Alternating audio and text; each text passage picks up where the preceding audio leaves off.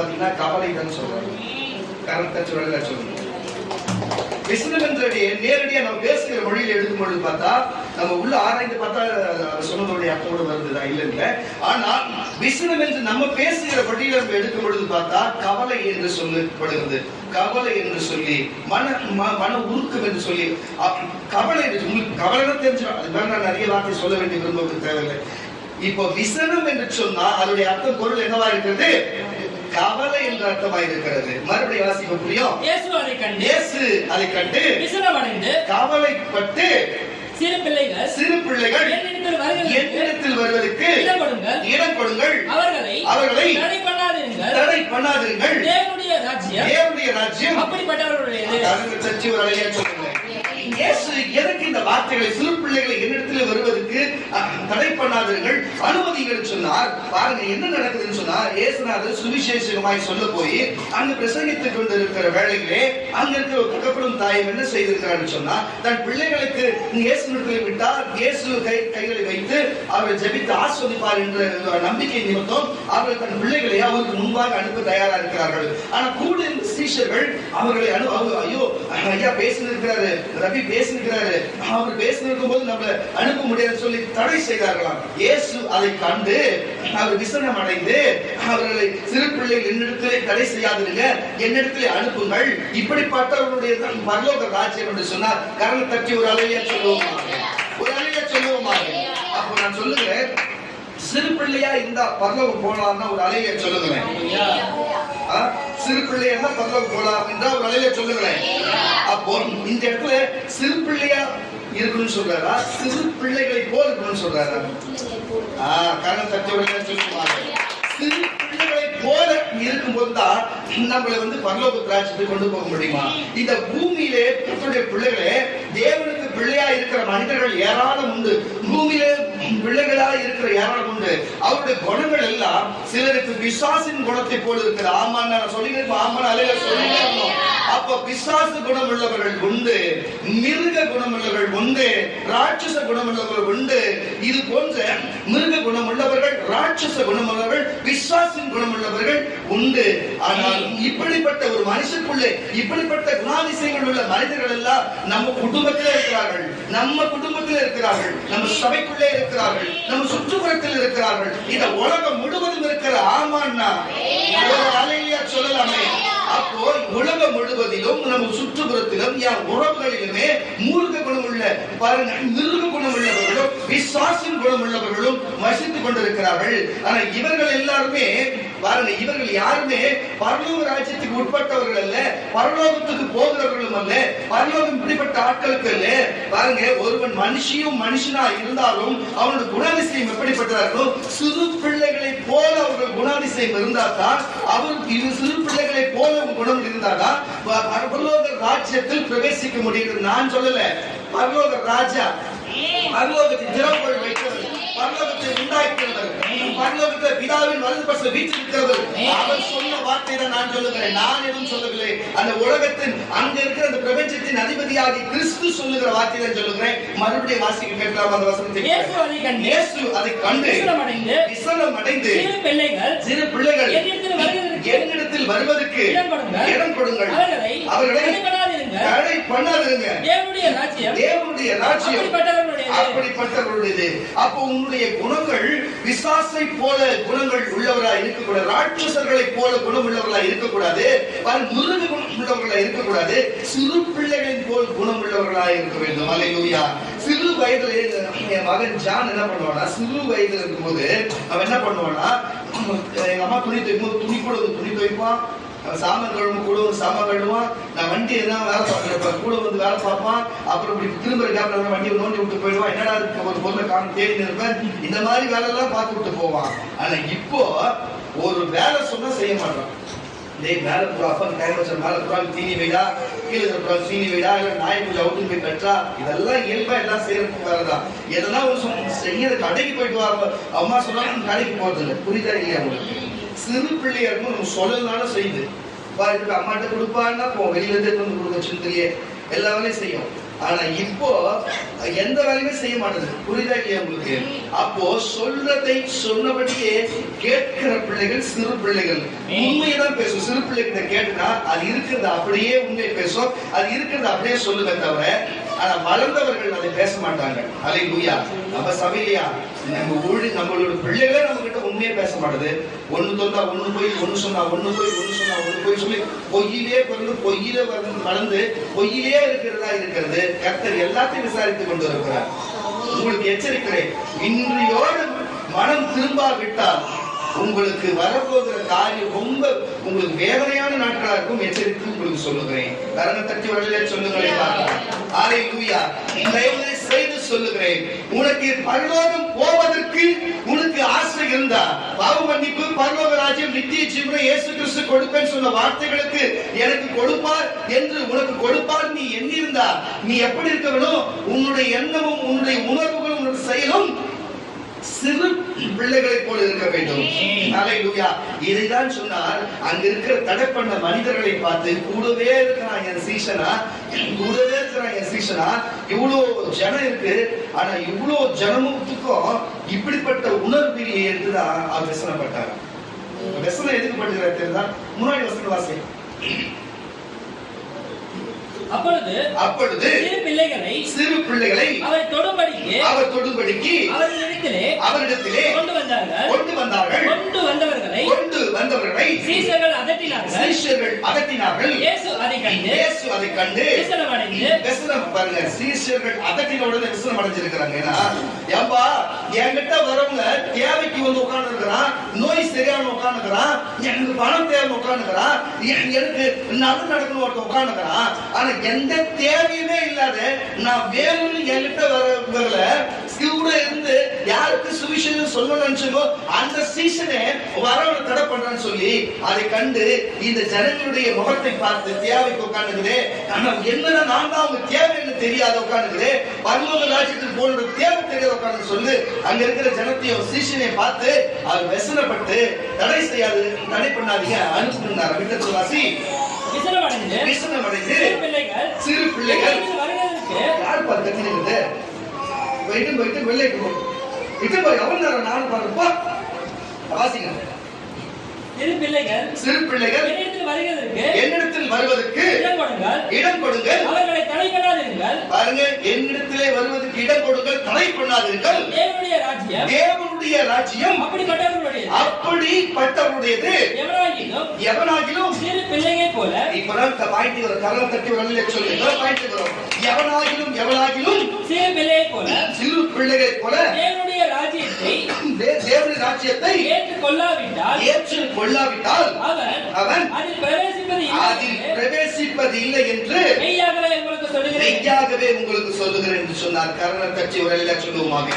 இப்போ பொய்யும் புரட்டுமாய் பண்ணுகிற காரியம் சபைக்குள்ளாரும் சரி, இப்படிப்பட்ட காரியத்தை செய்திருக்கிற உங்களுக்கும் சரி, தேவன் இப்படிப்பட்ட ஆட்களுக்கு பாருங்க, மற்றவர்களை பார்த்து உன்னை பார்த்து தேவன் வசனப்பட வேண்டுமா? இங்க அமர்ந்திருக்கிற கர்த்தருடைய பிள்ளைகளே, தேவன் உங்களை பார்த்து வசனப்பட வேண்டுமா? தேவன் உங்களை பார்த்து மனசு கவலைப்படணுமா? சாதாரண ஒரு அப்போஸ்தலன் நான் உங்க மேல மனசு கவலைப்பட்டாலே உங்களுக்கு துண்டுக்கு சோர்வு கஷ்டப்படுறதை நானே பார்க்கிறேன். நீங்களே உங்க வாயால ஐயோ உங்களால தான் இப்படி ஆயிடுச்சு, இது எங்களால தான் இப்படி ஆயிடுச்சுன்னு சொல்லி என்கிட்ட நீங்க சொன்னதையும் நானே கேட்டிருக்கிறேன். ஒரு சாதாரண தேவன் கொடுத்த 9 வரம் வச்சிருக்கிற என்ன நான் ஒரு கவலைப்பட்டாலும் இப்படி ஒரு காரியம் நடக்குதுன்னு சொன்னா, இந்த உலகத்தை அண்ட சந்த ராசிரங்களை உண்டாக்கி ஆளுகிற ஒரே தெய்வம் நம்ம மேல இந்த மாதிரி விசனப்பட்டா நம்ம நிலைமை என்ன? நீங்களே சொல்லுங்க. என்ன எந்த பிசாசு காப்பாற்றக்கூடும்? எந்த தீர்க்கதரிசி காப்பாற்றக்கூடும்? எந்த அப்போஸ்தலன் காப்பாற்றக்கூடும்? ஒருவனும் தேவனுக்கு முன்பு எதிர்த்து நிற்க முடியாது. தேவனுக்கு ஒரு வார்த்தை கூட பேச முடியாது. அவர் தான் பேசுவார். நம்ம எல்லாம் கேட்டுதான் போனோம். அப்படிப்பட்ட தேவனை நம்ம அவர் விசனப்படும் பொழுது நடந்துக்கலாமா? நடந்தா என்ன நடக்கும்? நடந்தா என்ன பியூலா சொல்லுமா? அவரை விசனப்படுத்தினா என்ன நடக்கும்?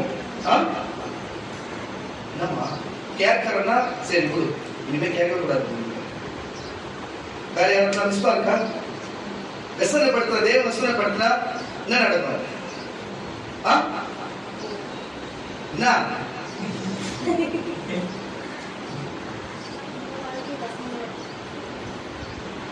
பாசம் இருக்காங்களா? நிறைய விசனமா இருந்தது. எதுக்கு இதை சொல்லுங்கன்னு சொன்னா, கர்த்தருடைய பிள்ளைகளே, ஏன் உங்களுக்கு சொல்லுங்கன்னு சொன்னா, ஆனா நான் நினைச்சேன் இந்த பிள்ளைகள் நம்ம இல்லைனாலும் இந்த பிள்ளைகள் ஒரு லெவல் ஆயிடும் சொல்லிட்டு. ஆனா இதுவே இப்பதான் எனக்கு புரியுது, எனக்கே விசனமா இருக்கு. இந்த வாழ்க்கையை எப்படியோ ஏதோ கர்த்தர் தான் நல்லவர், வீழ்ச்சிதான் அவ்வளவுதான் பார்க்கணும். எதுக்கு நான் உங்களுக்கு சொல்லுங்கன்னு சொன்னா, தேவன் நம்ம மேல் விசனப்பட்டா, இந்த பாருங்க, எவன் மேல் விசனப்படுகிறானோ அவன் மரணம் அடைவான், அவன் குடும்பம் இல்லாத போகும், அந்த தேசம் இல்லாத போகும், அந்த உலகமே இல்லாத போகும். ஆமனவர்களே சொல்லுங்களேன். அவர் எந்த ஊரை பார்த்தோ, எந்த மனுஷனை பார்த்தோ, எந்த மனுஷியை பார்த்தோ, எந்த குடும்பத்தை பார்த்தோ, யாரை பார்த்து அவர் விசனப்பட்டாலும் அவர்கள் கருகி ஒன்றும் இல்லாமல் நிர்மூலமாக்கப்பட்டு போவார்கள். இதுதான் உண்மை. காரணத்தை வெளியில சொல்லுவாங்க. தேவனை மனுஷனை வசனப்படுத்துறதுக்கே பல பாடுகளை பட்டு வருகிறீர்கள். ஒரு தீர்க்கதரிசி, ஒரு ஊழியக்காரரை வசனப்பட்டு ஒரு சபைக்கு வசனமான காரியத்தை செய்வதற்கே நீங்கள் உங்க குடும்பத்திலே வசனப்பட்டு வருகிறீர்கள் சொன்னா, தேவனுக்கு நேர்முகமாக வசனப்படுத்தினார் உங்களுடைய நிலைமை என்னவாகும் இருக்கும் என்று தயவு செய்து உங்களை சோதித்து நீங்கள் அறிந்து கொள்ளுங்கள். நான் தனிப்பட்ட ஆதாரம் இல்லாமல் சொல்லவில்லை. பழைய ஏற்பாட்டு காலத்திலே இப்படிப்பட்ட வசனமான காரியத்தை, தேவன் சொன்ன காரியத்தை செய்யாது போனது நிமித்தம் அந்த தேசம் மட்டுமல்லாமல் முழு உலகமே அழிக்கப்பட்டதை நீங்கள் அறிந்திருக்கிறீர்கள் என்று நான் அறிந்திருக்கிறேன். வாசிக்க கேட்கலாம். ஆதியாகமம் புஸ்தகம் 6ஆம் அதிகாரம் 6ஆம் வசனம். வாசிக்க கேட்ட ஆதியாகமம் புஸ்தகம் 6ஆம் அதிகாரம் 6ஆம் வசனத்தில் சொல்லப்பட்டிருக்கிறது. தேவன் அவர்களை எச்சரித்தார். நீங்கள் என்ன காரியத்தை செய்கிறீர்கள் பாருங்க.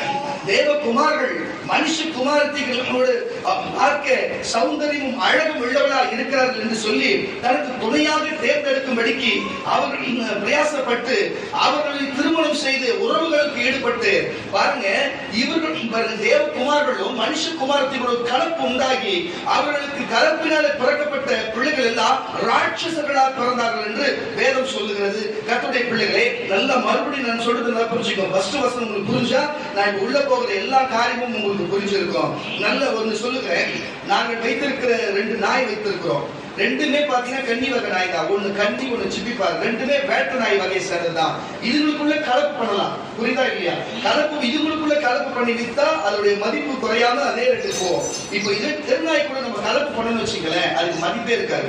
தெருநாய்கள் எல்லாம் சொல்லுவாங்க, எல்லாமே தெருநாய்க்கு தான் ஒரிஜினல் நாய்ன்னு சொல்லிட்டு. தெருநாய்களை பலாப்பற்ற எல்லா நாய்களும், ஆந்திரால நீங்க வந்த நாய், தெலுங்கானால நீங்க வந்த நாய்ங்க, எத்தனையோ நாய்கள் இருக்கும். அதோட கலப்பாய் குட்டி போடும். எது ஒன்னொன்னு ஒரு மாதிரி இருக்கும்.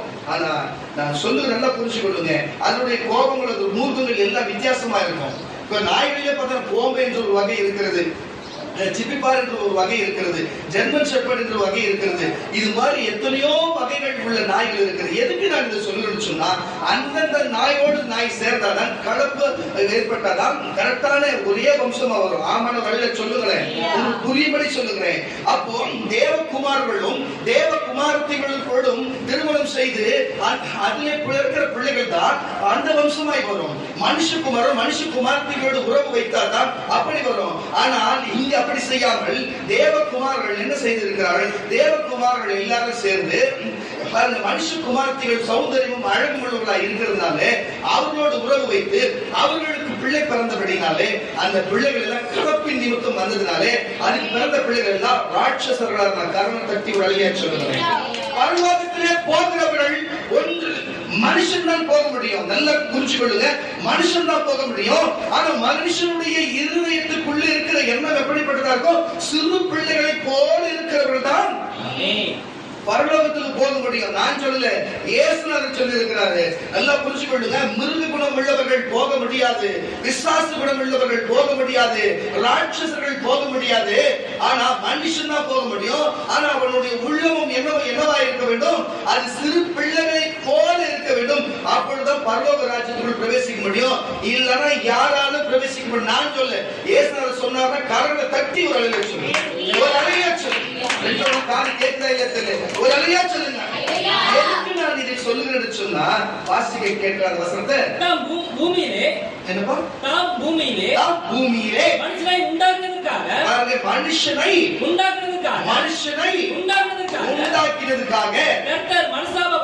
கர்த்தர் மனஸ்தாபப்பட்டார். அது அவர் இருதயத்துக்கு விசனமாய் இருந்தது.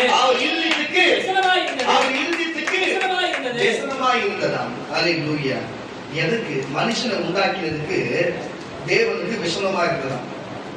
ஆதியாகமம் புஸ்தகம் 6ஆம் அதிகாரம் 6ஆம் வசனத்திலேயே வேலை கொடுத்துட்டாங்க மனுஷன் அவருக்கு. 6ஆம் அதிகாரம் பாருங்க, 6ஆம் அதிகாரம் ஆதியாகமம் புஸ்தகம் முதல் புஸ்தகம் 6ஆம் அதிகாரம் 6ஆம் வசனத்திலே வேலையை முடிஞ்சு போச்சு. அப்பவே ஏன்டா இந்த ஜனங்களை நம்ம படைச்சோம், ஏன்டா உருவாக்கணும்னு சொல்லிட்டு அவருக்கு விசனமா இருந்ததாம். அல்லேலூயா. அப்பனா கவலைப்பட்டாருன்னு அர்த்தம். மனுஷனை படைச்சதுக்கு அவர் கவலைப்பட்டார். ஏன்? என்ன காரியம்? சொல்றத கேளுங்கடா, சொல்றத செய்யடான்னு சொல்லி ஒரு மனுஷனை கொடுத்து சொல்றத கேளுங்க செய்கிறது இல்லை. இன்றைக்கு நான் சொல்லுறேன், ஒரு கம்பெனிக்கு வேலைக்கு போனா அந்த சூப்பர்வைசர் சொன்னா சொல்றத கேட்கணுமா இல்லையா? மேனேஜர் சொன்னா கேட்கணுமா இல்லையா? சபைக்கு வந்தா ஊழியக்காரர் சொன்னா கேட்கணுமா இல்லையா? உலகத்துல நமக்கு தெய்வம் சொன்னா தெய்வம் நமக்கு வேத வசனத்துல கொடுக்கப்பட்ட வார்த்தை கேட்டு நம்ம ஒழுங்கா கேட்டு நடக்கணுமா இல்லையா? அப்ப நம்ம எப்பயுமே நம்ம எல்லாத்தையும் கேட்கிறவங்களாவே இருக்கிறோம். அப்படி கேட்கிறவங்களாவே உண்மையா இருக்கும். ஒரு நாள் நம்ம சொல்றவங்களாவும் கர்த்தர் நம்மளை மாத்துவார். கர்த்தர் தட்டி ஒரு அழியா சொல்லுங்க. அப்ப சொல்றத கேட்காம போனதுனால அவர்களும் வாழ முடியாது, மனுஷகுமாரத்திலும் வாழ முடியாது, தேவகுமாரர்களும் வாழ முடியாது. எப்பா இந்த ஜனங்க கேட்கவே கேட்காதுன்னு சொல்லி கர்த்தர் இறுதியில் என்ன பண்ணாருன்னா, உங்களுக்கே தெரியும், நோவாவின் காலத்திலே ஜலப்பிரளயத்தை அனுமதித்து எல்லாரும் கொண்டு போட்டார். இன்னைக்கு நான் சொல்றேன், நல்லா புரிஞ்சுக்கணும். உங்களுக்கே தெரியும், நான் போய் ஒரு சுவிசேஷம் சொல்றேன், இல்ல நீங்களும் குடும்பத்துல ஒருத்தர் சுவிசேஷம் சொல்றீங்க. இந்த கெஞ்சா அடிக்கிறவன், இந்த இந்த இந்த போதை பழக்கத்துக்கு மாத்திரை போடுறவன், இந்த இன்ஜெக்ஷன் போடுறவன், இந்த குடிக்கிறவன் கிட்ட போயிட்டு ஏசாத பத்தி சொன்னா அவன் முதல்ல உங்ககிட்ட மரியாதை பேசுவானா? குடி போதையில் இருக்கிறவனும் சரி, கெஞ்சா போதையில் இருக்கிறவனும் சரி, அவன் நம்ம பெரிய அவன் தான் பெரிய ரவுடிஸ் மாதிரி, அவன் தான் இந்த உலகத்துக்கு ராஜா மாதிரி, பெரிய பேச்சு பயங்கரமா இருக்கும். குடி இன்னும் குடி, இப்போ லிவர் போகுது, இன்னும் கிட்னி போகுது, ஒன்னொன்னா போகுது, எல்லாமே ஒரு நாள் போகுது, ஒரு நாள் சாவ போறாரு. எந்த மாற்றமும் இல்லை. நீ குடிக்க உன் ஆயுசு நாள் குறைஞ்சிட்டே இருக்குது, அதுல எந்த மாற்றமும் இல்லை. ஆனா குரல் மட்டும், வார்த்தை மட்டும் எப்படி வரும் உங்களுக்கே தெரியும், நீங்க பார்த்திருப்பீங்க. புரியுதா இல்லையா? இதெல்லாம் என்ன குணமா இருக்குது? மிருக குணமா இருக்கிறது. புரியுதா? இது எல்லாமே மிருக குணத்துக்கு சமமா இருக்கிறது. அப்போ மிருக குணம், ராட்சச குணம் என்ன இருக்குது? ராட்சச குணம். ஒருத்தவங்க சொன்னது அவங்களை கொல்லணும், அவங்களை வெட்டணும், அவங்களை குத்தணும், செய்தோ இல்லையோ வாயில வச்சு கூட்டிலே இருக்கும்போது இந்த மாதிரி காரணம் எல்லாம் என்ன எண்ணத்துல வருது? இது எல்லாமே ராட்சச குணத்துல வருது. அப்போ மிருக குணம், ராட்சச குணம். இப்ப என்ன ஒண்ணு பண்ணிட்டு அப்ப சூனியம் வச்சிருவாங்க, தெரியல, சூனியம் மதம் செய்வாங்க, பாத்துக்கிறீங்களா? இவர்கள் எல்லாருமே பாத்தீங்கன்னா இவர்கள் எல்லாருமே விசுவாச குணம் உள்ளவர்களா இருக்கிறாங்க. அப்போ இப்படிப்பட்ட குணமுள்ளவர்கள் எல்லாம் எங்க பரலோகத்துக்கு வர முடியுமா? சிறு பிள்ளைகளை போல் இருந்தாதான் பரலோகத்துக்கு வர முடியும். இவர்கள் வர முடியுமா? இவர் வர முடியாது. இது நினைச்சு தேவன் என்ன செய்கிறார் யோசனை பண்ணி பார்த்து அவர் கவலைப்படுகிறார். அல்லேலூயா. அவர் என்ன பண்ணுகிறார்? வாசல் வசந்த மறுபடியும் தாம் பூமியிலே மனுஷனை உண்டாக்கினதுக்காக கர்த்தர் மனஸ்தாபப்பட்டார். அது அவருடைய இருதயத்துக்கு விசனமாய் இருந்தது. கரங்களை தட்டி ஒரே சொல்லு, அவர் மனசுக்கு இருதயத்துக்கு வாசிடா, இருதயத்துக்கு அவர் இருதயத்துக்கு. இங்க பாரு, நான் என்ன பாரு, நான் சொல்றது என்ன கவனி, புரியுதா?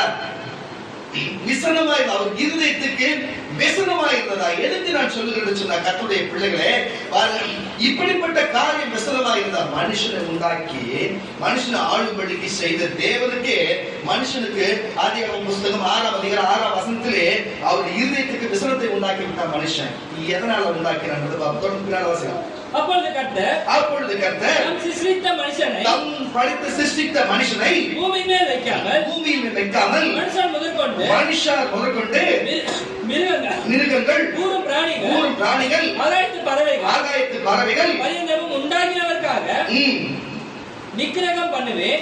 நான் அவர்களுக்கு உண்டாக்கினது எனக்கு மனசாபமா இருக்கிறது என்றால் நோவாவுக்கோ கர்த்தருடைய கண்களில் கரங்களை தட்டி ஒரு சொல்லுவோமாக.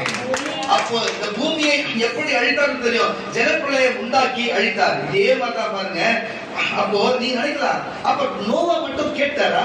நோவாக்கு மட்டும் எப்படி தெரிஞ்சது? நோவா வம்சத்தை வேத அறிஞர்கள் சொல்ல, நோவா கலப்பின. அல்லேலூயா. அவர் கலப்பிடத்திற்கு திருமணம் உறவும் வைக்கல. சேர்காம், யாபேத்து அவர் வம்சத்திலே பிறந்தார்கள். மனைவிகளும் கலப்பில்லாமல் தேவ புத்திரர்களாவே இருந்தார்கள். புரியுதா இல்லையா? மனுஷ புத்திரர்களோட போய் கலக்கல. இவங்களுக்கு எல்லாமே தேவனுடைய சொல்லை கேட்டு கலப்பில்லாமல் வந்ததுனாலே இவர்கள் குடும்பம் மட்டும்தான் தேவனுடைய வார்த்தையை கேட்க முடிஞ்சது.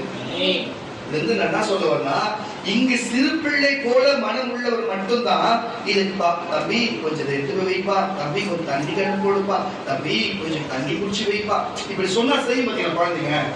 இதுவே ஒரு போதைப்பட்டு இருக்கிறவங்ககிட்டயோ, ஒரு திமிர் பிடிச்சவங்க இருக்கையோ, ஒரு சூனியக்காரி நெக்கில் பிடிச்சவங்க இப்படி சொன்னா, அக்கா கொஞ்சம் தண்ணி கொடுக்கா, நான் தண்ணி கேட்பா, டேய் நீ போய் எழுதி கொடுறா சொல்லுவான்னு சொல்ல மாட்டான்.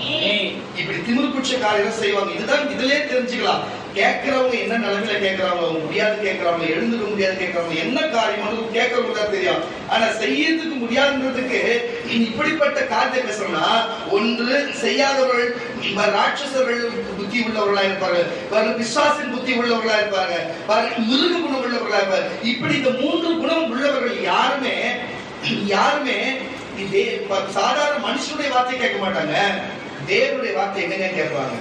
ஆமா, தேவனுடைய வார்த்தை கேட்பான வழியில சொல்லுங்க. என்னங்க தேவனுடைய வார்த்தை கேட்பான வழியில சொல்லு, கரெக்டா? ஏன்னா கேட்க மாட்டாங்க. ஆனா சிறு பிள்ளை போல மனம் உள்ளவர்கள் எப்பயுமே கேட்பாங்க. ஆமாங்களா? ஒரு அழிய சொல்லுங்களேன். ஏன்னா தேவன் சொல்லும் பொழுது அங்க பாத்தீங்கன்னா நோவா கேட்டார். நோவா சொன்னதை அங்கிருந்த சேம் யாபேத் அவங்களுடைய மனைவிமார்களும் கேட்டார்கள். அங்க இருக்கிற விலங்குகளும் பறவைகளும் அங்க இருக்கிற ஊர் பிராணிகள் எல்லாமே ஜோடு ஜோடா வந்து அந்த படவை ஏறு என்று சொன்னதுக்கு எல்லாரும் கேட்டார்கள். ஆனால் முதல் சுவிசேஷமாய் நோவா இறங்கி வரும் மழை வரப்போ ஜலப்பிரளயம் வரப்போது, மழை பெய்ய போது, மழை பொழிய போது, மழை பொழிய போது என்று சொல்லி அவர் அங்க இருக்கிற ஜனத்தார் மத்தியில போயிட்டு அவர் சுவிசேஷமா சொல்லி அறிவித்து வந்துருங்க ஜலப்பிரளயம் மழையா என்னது அப்படின்னா என்னது பேரு, அது அர்த்தம் தான். மழை எப்படி இருக்கும்? ஏன்னா அந்த காலத்துல மழை வந்தது கிடையாது. அப்படின்னா எப்படி இருக்கும்? அது முதல் வருஷம் அப்புறம் நம்புறேன் அப்படின்னு சொல்லி ஒருத்தனும் கேளாது கொண்டால மிருக ஜீவன்கள் தப்பித்தது, அந்த குடும்பம் மட்டும் தப்பித்தது. அவனுடைய கதவை தேவன் தம் கரத்தால் அழைத்தார் என்று உங்களுக்கு தெரியும். கரணம் தட்டி விளையா சொல்லுங்க.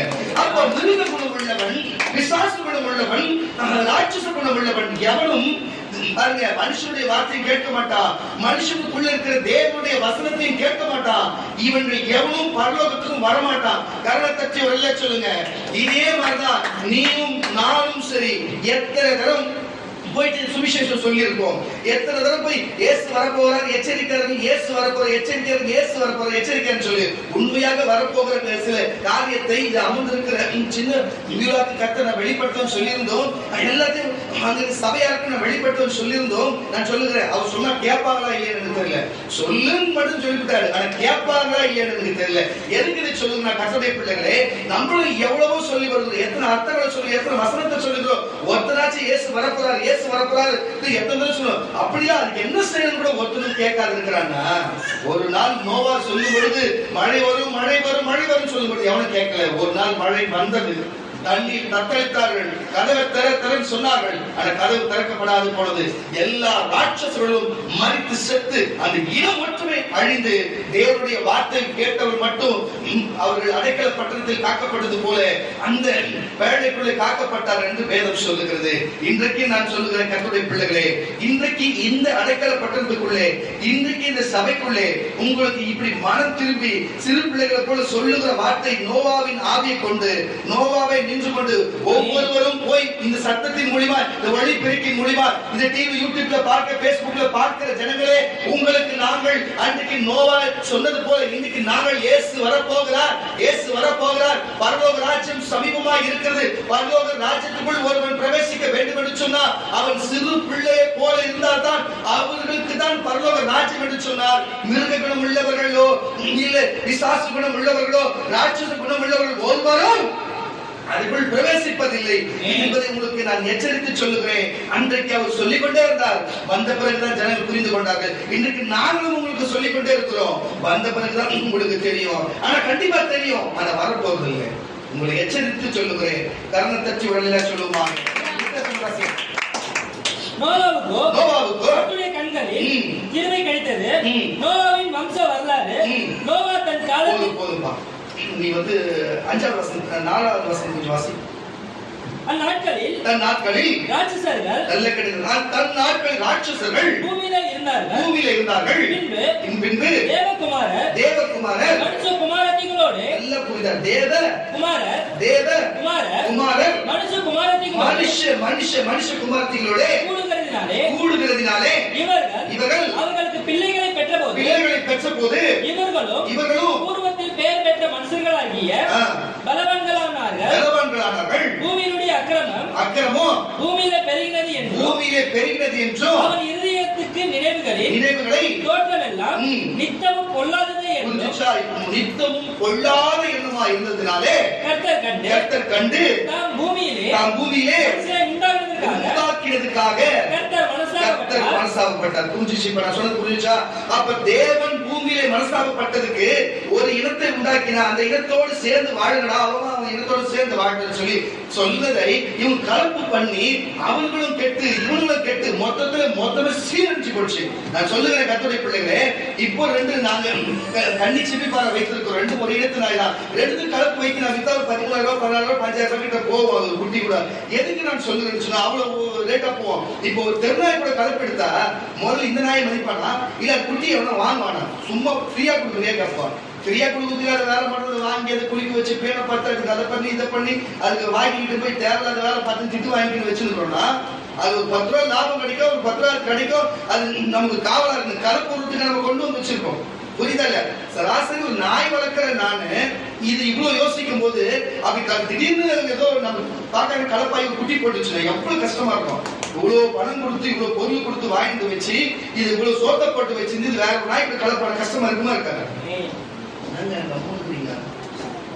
நான் அப்புறம் எதெல்லாம் சொல்லுவேன், கோச்சு கூடாது. ரெக்கார்டிங் ஓடி நீங்க அப்புறம் ஒரே காத்துட்டு போவோம். ரொம்ப எமோஷனல் பண்ணக்கூடாது சொல்றேன். கரெக்டா இருக்கும். புரியுதா? நான் என் வாயும் சும்மா இருக்காது. எப்பயுமே தெரியல உங்களுக்கு கட்சி வரையில சொல்லுங்க.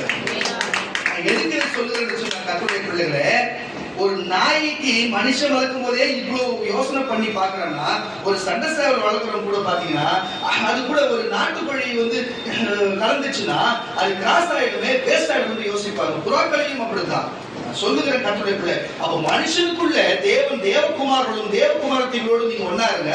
மனுஷகுமாரத்தில் ஒன்னா இருந்தா இவனுக்குள்ள கலப்புறது நிமித்தம் எல்லாரையும் மொத்தம் அழித்துப்பட்டு கலப்பே இல்லாத ஒரு இனத்தை மட்டும் வைத்து மறுபடியும் பூமியை உண்டாக்கினார். காரணத்தட்டி ஒரு அதையா சொல்லுவோமாக. எதுக்கு சொல்லுங்கன்னா இதுல இருந்து ஒரே ஒரு காரியம் சொல்ல வருகிறதுனா அவருடைய வார்த்தையை கேட்டினா அவர் விசனப்படுகிறது இல்லை. கரெக்டா இல்லையா? அவர் வார்த்தையை கேட்டால் விசனப்படுகிறது இல்லை. அவர் விசனப்பட்டார்னா உனக்கு வாழ்க்கையே இல்லை. ஒரு அதையா சொல்லுங்களுக்கு எங்கடா தூங்குறீங்களா? எனக்கு ஒண்ணும் புரியல. இருக்கிறாங்களா? ஏற்கனவே பாதி காரணம் இதுவும் போயிடுச்சுங்களா டிஃபரெண்ட்.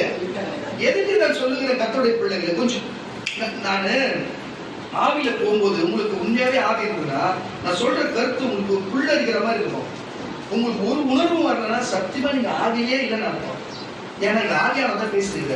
அதோட நீங்க உங்களாக இருக்கிறதா நீங்க எனக்கு தெரிஞ்சு நீ எந்த இனத்துல இருக்கிறாருன்னு தெரியல. பேசலாம் சரி போய் தொலைஞ்சிடணும். நம்ம யூடியூப் மெசேஜ் கொடுப்போம். அங்க யாருன்னா கேட்டு அவங்க மனசுல விட்டோம். இதை எதுக்கு நான் சொல்லுங்க கர்த்தருடைய பிள்ளைகளே, ஏன் இது உங்களுக்கு சொல்லுங்கன்னு சொன்னா அப்ப தேவனுடைய வார்த்தை கேளாது போனா தேவன் விசனப்படுவார். தேவன் விசனப்பட்டா உலகம் என்றும் பார மாட்டார், மனுஷன் என்றும் பார மாட்டார். ஒரு நாள் அழித்தே தீர்வார் என்பதை மட்டும் நான் உங்களுக்கு தெளிவாய் சொல்லுகிறேன். கரங்களை தட்டி ஒரு அழியா சொல்லுகிறேன். அப்போ தேவனுடைய ராஜ்யத்தில் சேர்வதற்கு சிறு பிள்ளைகளை போல இருக்க வேண்டுமா? அப்ப தேவ ராஜ்யத்தில் சேர்வது சிறு பிள்ளையை போல இருக்க வேண்டுமா? அப்ப ராட்சசர்களை போலவும் விசுவாசனுடைய எண்ணங்களை போலவும் இப்படிப்பட்ட எண்ணம் உள்ள மிருகத்தின் எண்ணங்களை போல இருக்கிறவர்களுக்கு கட்டாயம் பரலோகத்துக்குள் இடமில்லை. சிறு பிள்ளைகளை போல முதல் மனுஷனா இருக்கணும். மனுஷனா இருந்து அவனுக்குள்ள எண்ணம் எப்படிப்பட்ட சிறு பிள்ளைகளை போல இருக்க வேண்டும் என்று சொல்லி இப்ப வயசா இருந்து சிறு பிள்ளை போல இருந்தா அதுக்கு நான் சொல்லலாம் 5 பைத்தியம். புரியுதா இல்லையா? அப்படி கிடையாது. பெரிய ஆளுதான் எண்ணமும் மற்றவங்களுக்கு உதவி செய்யறது, மற்ற தேவ சொன்ன கீழ்படுகிறது, வஞ்சனை இல்லாம பழிவாளர்கள் இல்லாம சொன்னபடியே கீழ் சொல்லுகிறது பதில் சொல்லுகிறது போலயே இருக்கும் பொழுது அப்படிப்பட்ட உள்ளம் உள்ளவர்கள் எண்ணம் உள்ள கபடமும் மற்றவங்க வழிபாடுகள் இல்லாம பரிசுத்தம் உள்ள எண்ணம் உள்ளவர்கள் தான் பரலோக அந்த சிறு பிள்ளைகள் தான் பரலோகத்துக்குள்ள போகிற பிள்ளைகளா இருக்காங்க. நீங்களும் நானும் அப்படி இருக்க வேண்டும் தேவன் விரும்புகிறார். இப்போ உலகம் முழுவதும் தேவனுடைய வார்த்தை கேளாமல், அந்த சுவிசேஷகனாய் அனுப்பப்பட்ட நோவாவின் வார்த்தை கேளாமல் இறுதியிலே ஜனங்கள் அழிந்து போனார்கள். தேவன் வசனப்பட்டது நிமித்தம், அவர் வார்த்தை கேளாது போன நிமித்தம் இறுதியிலே பாருங்க ஒரு ஒரு உலகமே அழிக்கப்பட்டது என்று உங்களுக்கு தெரிகிறது. கரங்கள் தட்டி ஒரு அழியா சொல்லுவோமாக. அப்போ நான் சொல்லுகிறேன், இது ஒரு குடும்பத்தில் நடக்காதா? இது குடும்பத்திலே நடக்கும். இது குடும்பத்திலே நடக்கும். பாருங்க, ஒண்ணும் இல்ல என்ன நடந்ததுன்னு சொன்னா, உங்களுக்கு அண்ணால் தெரியும். அண்ணாளுடைய சகோதரி ஒருத்தி, அண்ணாளுடைய கணவருக்கு 2 சம்சாரம். நல்லா புரிஞ்சுக்கணும், அண்ணாளுடைய கணவருக்கு 2 சம்சாரம். அப்போ இன்னொருத்தவங்க இருந்தாங்க, அவங்களுக்கு பிள்ளைகள் இருந்தது. ஆனா அண்ணாளுக்கு பிள்ளை இல்லை. அப்ப அண்ணாளுக்கு பிள்ளை இல்லாதனால அவங்க ஒவ்வொரு நாளும் பேசுகிறதும், அவங்களுக்கு செயல்படுவதும் எல்லா காரியமே ஒவ்வொரு நாளுமே அவங்க மனதை குத்துகிற அளவுக்கு, அண்ணால் வெசனப்படும் அளவுக்கு அவங்க சக்காலத்தியார் அப்படிப்பட்ட காரியத்தை செய்தாங்க. அல்லேலூயா. 2 மனைவி இருந்து பாருங்க, அவன் இப்படி பிள்ளைகள் சொல்லி அண்ணாத்தான் நான் நேசித்து, என்ன இப்படி இருக்குது, உங்களுக்கு பிள்ளைகளா பரவாயில்ல, உங்களுக்கு 10 பிள்ளை இருந்தாலும் நான் உங்களுக்கு இருக்கிறேனே, அது போதாது அப்படின்னு சொல்லி இருந்தாலும், என்னதான் இருந்தாலும் சொன்னாலும் கொஞ்ச நேரம் தான் கவலை தீர்க்க தவிர அவங்க ரொம்ப வேதனைப்படுதா. ஒரு நாள் என்ன செய்தாங்க, அவங்க குடும்பம் சொல்லுகிறதை பார்த்து, அவங்களுடைய சக்காலத்தியார் சொல்லுகிறதை கேட்டு, அப்ப என்ன நடந்தது, ரொம்ப அவங்க மனவேதனைப்பட்டு தேவாலயத்துக்கு போய் அங்க அமர்ந்து அவங்க தண்ணீர் விட்டு தன் இருதயத்தை ஊற்றினார்கள் அந்த இடத்துல. ஐயோ தேவனே, எனக்கு ஒருவேளை எனக்கு ஆண் பிள்ளை பிறந்தால் நான் தலை சவரக்கத்தி படாமல் வைத்து அதை நான் உமக்கு நான் பொருத்தனையாக விட்டு விடுகிறேன். அவன் இந்த ஆலயத்தில் இருக்கட்டும் என்று, எனக்கு ஒரே பிள்ளை மட்டும் பிறக்கட்டும் என்று அவன் இருதயத்தின் ஆழத்திலிருந்து அவன் இருதயத்தை ஊற்றினார்களாம். இன்றைக்கு நான் சொல்லுகிறேன் கர்த்தருடைய பிள்ளைகளே, ஒருவேளை அண்ணாலை போல பிள்ளை இல்லாதவர்களா இருந்து உங்களுக்கு மற்றவர்கள் உங்களுக்கு உங்க இருதயத்தை உங்களுக்கு இருதயத்தை கடினப்படுத்தி கஷ்டப்படுத்தி உங்களை கவலைப்படுத்துகிறவர்கள் கூட இருக்கலாம். பாருங்க, குடும்பத்துக்குள்ள இருந்து தகப்பனாலையும் தாயாலும் ஏதோ ஒரு தவறு செய்திருப்போம். தகப்பனாலையும் தாயாலையும் ஒவ்வொரு நாளும் விசனப்படுகிற காரியம் இருக்கலாம். கணவனால மனைவி விசனப்படலாம், மனைவியால கணவன் விசனப்படலாம், உங்க சபையால நீங்கள் விசனப்படலாம், உங்களால சபைகள் விசனப்படலாம், இங்க கேட்டுக்கொண்டு வேலைஸ்தலத்தில் விசனப்படலாம்.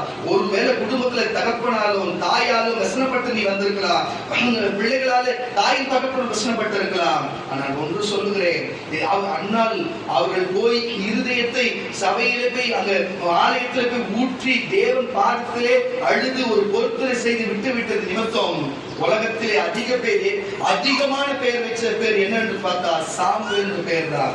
அதை கிறிஸ்தவத்தில் சாமுவேல் என்ற பேர் தான் அதிகமான பேருக்கு வைத்திருக்கிறபடிக்கு நானே ஒரு சொல்லி கூட அந்த பேரை வச்சிருக்கிறாங்க. நானே ஒருத்தர் கூட அந்த பேரை வச்சிருக்கிறேன். எங்க அப்பாவுக்கு அந்த பேர் நான் சொல்றது புரியுதா இல்லையா? இந்த பேர் அதிகமான பேர் உண்டான காரணம் என்ன? எந்த அண்ணாளுக்கு அப்படிப்பட்ட ஒரு காரியம் வந்ததோ, தேவன் அண்ணாளுக்கு சாமுவேல் என்ற பிள்ளை கொடுத்து அது பெரிய தீர்க்கதரிசியாகி இன்றைக்கு அது பேசும் அளவுக்கு வைத்திருக்கிறது சொன்னா, அவங்க வைத்த இருதயத்தை ஊற்றி அவங்க ஜபித்த ஜபத்தை தேவன் கேட்டு பதில். ஒரு நீ இங்க கண்ணீர் விடுவதை பார்த்து நீ ஜபிக்கிறதை பார்த்து, இவெல்லாம் நல்லவளா இவெல்லாம் நல்லவனா, வெளியில என்னன்னா பண்ணாங்க, இங்க நல்லவங்க நடிக்கிறாங்களே, இவங்க நல்லவங்க மாதிரி பேசுறாங்களே என்று உங்கள் உள்ளத்திலே நீங்க நினைக்கலாம். மற்றவங்களை பார்க்கும்போது அவங்க இப்படி பண்ணாங்க இப்படி பண்ண சொல்ல, முதல்ல உன்னோட முதுகை பார், உன் கண்ணை பார், உன்னை பார். முதல்ல நீ யாரு? நீ அத்தவங்களை நியாயம் தீர்த்தா ஒரு விரலை காமிச்சு நீ முன்ன நியாயம் தீர்த்தா 3 விரல என்ன நியாயம் தீர்க்கும்? தயவு செய்து புரிஞ்சு கொள்ளும் கர்த்தருடைய பிள்ளைகளே.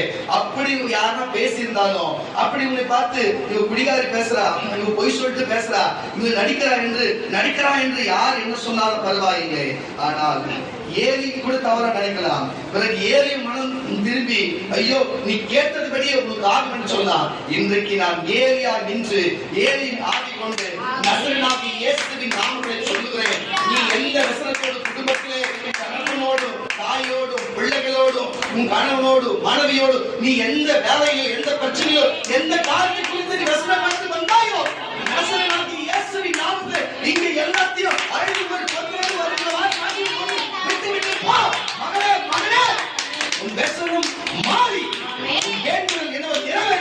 அது ஆட்சிப்படுத்த செய்யும். அண்ணாவின் மகன் இன்னைக்கு சாமுவேல் என்று சொல்லப்பட்டு பேசுறேன்னு சொன்னா, ஆனா அண்ணன் பாருங்க, அண்ணனுடைய சக்காத்தியோடைய பிள்ளைகள் பேர் என்ன தெரிஞ்சிருக்கும் அவங்களுக்கு. அவ பேரு மைண்ட் வந்து வருது, எனக்கு சொல்ல வரல அந்த வாய். நம்ம சொல்ல முடியல. எதுக்கு நான் சொல்லுன்ற கர்த்தருடைய பிள்ளைங்க இப்படிப்பட்ட காரியத்தை அவங்க பேர் நம்ம சொல்ல முடியலனா, ஆனா இந்த அம்மா பேரும் அவங்க மகன் பேர் மட்டும் இவ்வளவு தூரம் வருதுன்னு சொன்னா அவங்களுடைய ஜெபத்தையும் அவங்க தேவன் மேல உண்மையும் இவ வந்து அவங்களை பார்த்து ஏளனம் பண்ணி அவங்க இருதயத்தை எவ்வளவு விசாரணை பண்ணி இருக்கிறாங்க. புரிஞ்சு கர்த்தருடைய வாசிக்க கேட்டா 1 சாமுவேல் புஸ்தகம் 1ஆம் அதிகாரம் 6ஆம் வசனம். 1 சாமுவேல் புஸ்தகம் 1ஆம் அதிகாரம் 6ஆம் வசனத்தை வாசிக்க கேட்கலாம். சீக்கிரம். கர்த்தர் அவர் கர்ப்பத்தை அடைத்தபடியினால் அவருடைய சக்காலத்தில் அவர் துக்கப்படும்படியாக அவரை மிகவும் விசனப்படுத்துவார். என்னப்பா மிகவும் விசனப்படுத்துவார். அவர் கர்த்தருடைய ஆலயத்துக்கு போகும்போது சமயத்தில் அவர் வருஷந்தோறும் அந்த பிரகாரமாய் செய்வார். இவன் அவரை மனமடிவாக்குவார். அப்பொழுது அவர் சாப்பிடாமல் அழுது கொண்டே இருப்பார். அவர் புருஷனாகிய எல்கானா அவரை பார்த்து, அண்ணாளே, ஏன் அழுகிறாய்? ஏன் சாப்பிடாதிருக்கிறாய்? ஏன் சஞ்சலப்படுகிறாய்? 10 குமாரனை பார்க்கிலும் 10 பிள்ளைகள் இருக்கிறதை பார்க்கிலும் நான் உனக்கு அதிகமல்லவா என்றார். சீலோவிலே அவர்கள் புசித்து குடித்த பின்பு அன்னாள் எழுந்திருந்து ஆசாரியனாகிய ஏலி கர்த்தருடைய ஆலயத்திற்கு வாசல் நிலையண்டர் அருகே ஆசனத்தின் மேல் உட்கார்ந்திருந்தார். அவள் போய் மனம் கசந்து மிகவும் அழுது கர்த்தரை நோக்கி விண்ணப்பம் பண்ணினார். சேனைகளின் கர்த்தாவே, தேவரீர் உமது அடியாரின் சிறுமையை கண்ணோக்கி பார்த்து உம்முடைய அடியாரை மறவாமல் நிலைத்தருளி உமது அடியாருக்கு ஒரு ஆண் பிள்ளை கொடுத்தார். அவன் உயிரோடு இருக்கும் சகல நாட்களுக்கும் நான் அவனை கர்த்தருக்கு ஒப்புக்கொடுத்து அவன் தலையின் மேலே சவரன் கத்தி படுவதில்லை என்று ஒரு பொருத்தனை பண்ணுகிறார். அவன் கர்த்தருடைய சந்நிதியிலே வெகு நேரம் விண்ணப்பம் பண்ணுகிற போது ஏலி அவள் வாயை கவனித்துக் கொண்டிருந்தாள். அன்னாள் தன் இருதயத்தில் பேசினாள். அவருடைய உதடுகள் மாத்திரம். பாருங்க, இதுதான் விஷயம். பாருங்க, ஏலி ஒரு ஆசாரியா இருக்கிறாரு. இந்த அம்மா வந்து போன ஏதோ பேசுறாங்க, குடிச்சிட்டு இருக்கிறாங்களோ, போதையில் இருக்கிறாங்களோ, என்ன பேசுறாங்கன்னு பார்க்கணும் தப்பா நினைக்கிறாங்க. அவருக்கே அது. அப்ப கூட இருக்கிறவங்க என்ன நினைப்பாங்க? 1000 பேர் 1000 நினைக்கட்டும். கர்த்தர் எல்லாரையும் பார்த்து கொண்டுதான் இருக்கிறார். அல்லேலூயா. உன் விண்ணப்பத்தை உன் வேண்டுதலை இங்க ஊற்றி நீ போனினா மகனே, இன்றைக்கு உன்னுடைய மன கவலைகள் எல்லாம் விசாரணைகள் எல்லாம் இன்றோடு நீங்கி கர்த்தர் இன்னிலிருந்து பெரிய ஒரு சந்தோஷம், மன மகிழ்ச்சி, வேண்டுதல் விண்ணப்பம் நிறைவேற்றி சாமுவேலை கொடுத்த சந்தோஷத்தை காட்டிலும் உங்களுக்கு அதை விட பெரிய சந்தோஷம் கொடுக்க தேவன் இன்றைக்கும் வல்லமையுள்ள தேவனா இருக்கிறார். அன்னாள் தன் இருதயத்திலே பேசினாள். அவருடைய உதடுகள் மாத்திரம் அசைந்தது. அவள் சத்தமோ கேட்கப்படவில்லை. ஆகையால் அவள் வெறித்திருந்தாள் என்று ஏலி நினைத்து அவரை நோக்கி அவரை நோக்கி நீ எது வரைக்கும் வெறித்திருப்பாய்? எது வரைக்கும் நீ போதையில் இருப்ப? உன் குடியை விட்டு விலகு என்றான். அதற்கு அன்னாள் பிரதித்தரமாக அப்படி அல்ல என் ஆண்டவனே, நான் மலர் நேசம் உள்ள ஸ்ரீ, நான் திராட்சை ரசமாகிலும் மதுவாகிலும் குடிக்கவில்லை. நான் கர்த்தருடைய சந்நிதியிலே என் இருதயத்தை ஊற்றிவிட்டேன். உம்முடைய அடியாரை வேலியின் மகளாக என்னாலேயும் மிகுந்தான விசாரணத்தினாலும் கிளை சத்தத்தினாலும் இந்நேரம் மட்டும் விண்ணப்பம் பண்ணினேன் என்றால் அதற்கு ஏலி சமாதானத்துடனே போ, நீ இஸ்ரவேலின் தேவனிடத்திலே கேட்ட விண்ணப்பத்தின்படி அவர் உனக்கு கட்டளையிடுவார். கரங்களை தட்டி சொல்லுவோமாக. அதே சொல்லுகிறேன். இன்றைக்கு யார் குடும்பத்திலும், கணவனிடத்திலும், மனைவியிடத்திலும், பிள்ளைகளிடத்திலும், யார் என்னென்ன பிரச்சனையிலும், சகோதரனிடத்திலும், வேலை தளத்திலும், நேசிக்கிறவனிடத்திலும், சபையிலும், ஊழியக்காரத்தில் எந்தெந்த இடத்துல நீ விசனப்பட்டு இருக்கிறாயோ, நசரனாகிய இயேசுவின் நாமத்தில் உன் விசனங்கள் நீங்கி, உன் கவலைகள் நீங்கி, சந்தோஷம், மன மகிழ்ச்சி, ஜெயம், கிருபை, நன்மை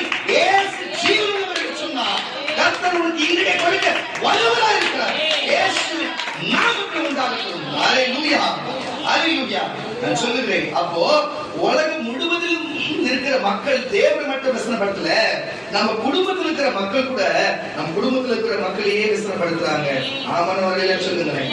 பாருங்க, ஒரு காரியத்தை நம்ம பேசும் பொழுது எப்பொழுதும் கவனமா இருக்கணும். இப்படித்தான் என்ன நிறைய பேர் கோர்த்து விட்டு போயிடுவாங்க.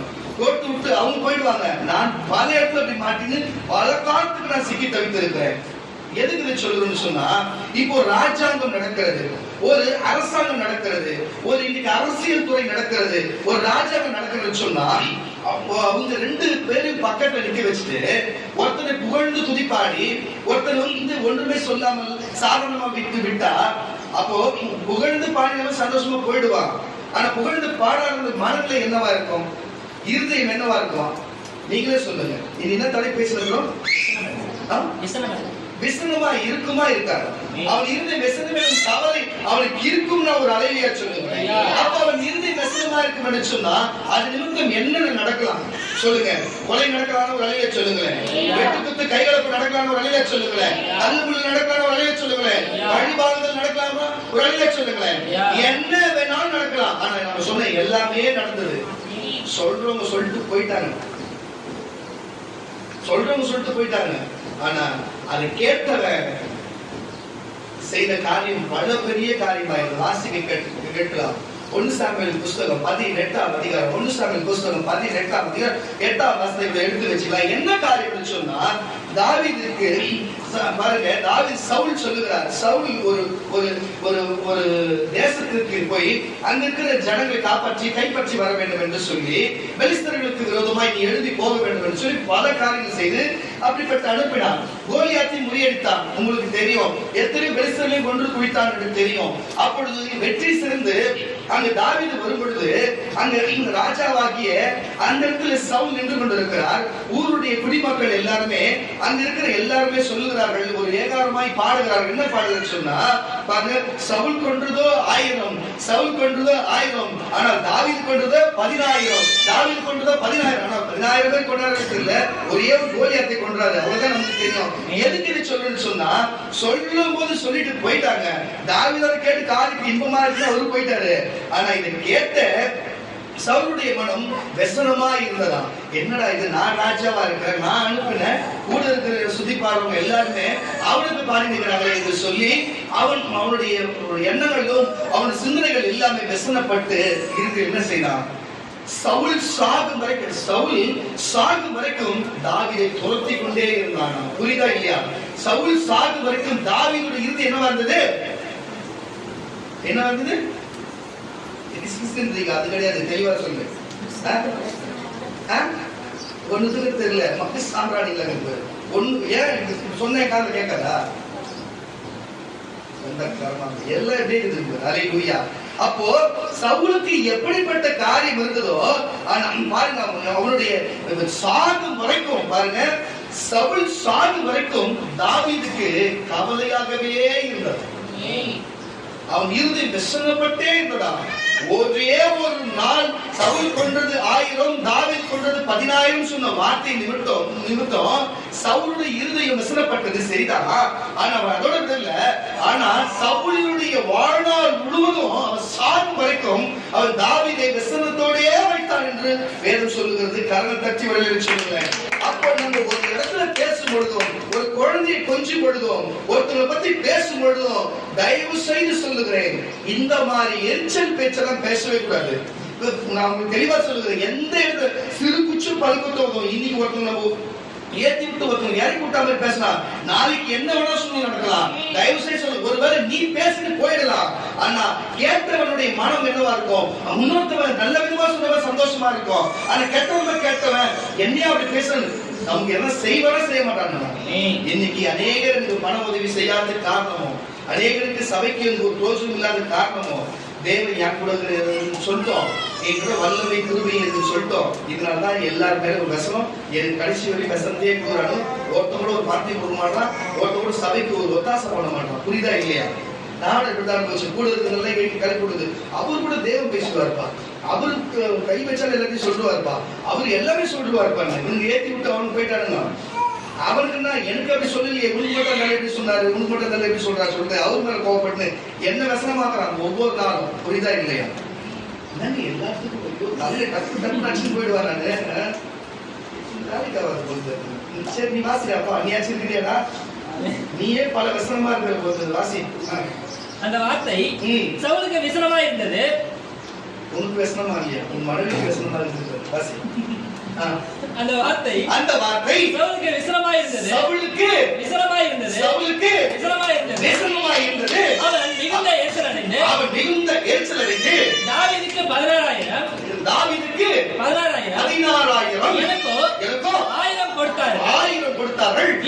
இன்னும் ராஜாங்கம் மாத்திரம் அவனுக்கு குறைவாய் இருக்கிறது என்று அன்னாள் முதற்கொண்டு சவுல் தாவீதை காயகாரமாய் பார்த்தான். மறுநாளிலே தேவனால் விடப்பட்ட பொல்லாத ஆவி. நல்லா புரிஞ்சுச்சு உங்களுக்கு.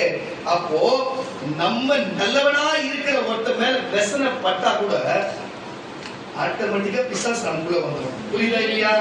ஒருத்தன் உண்மையாவே நல்லவனா இருக்கிறான்னா அவன் ஏதோ சொல்லிட்டு போயிட்டாங்க, ஆனா சொல்றது தவிர சொல்லிட்டு போயிட்டாங்க, அதை நீ புரிஞ்சிக்காம ஒருத்தவங்க நம்ம வசனப்பட்டு வச்சுங்களேன், அவங்களுக்கு இப்படிதான் தேவனால் விட்ட வாசி.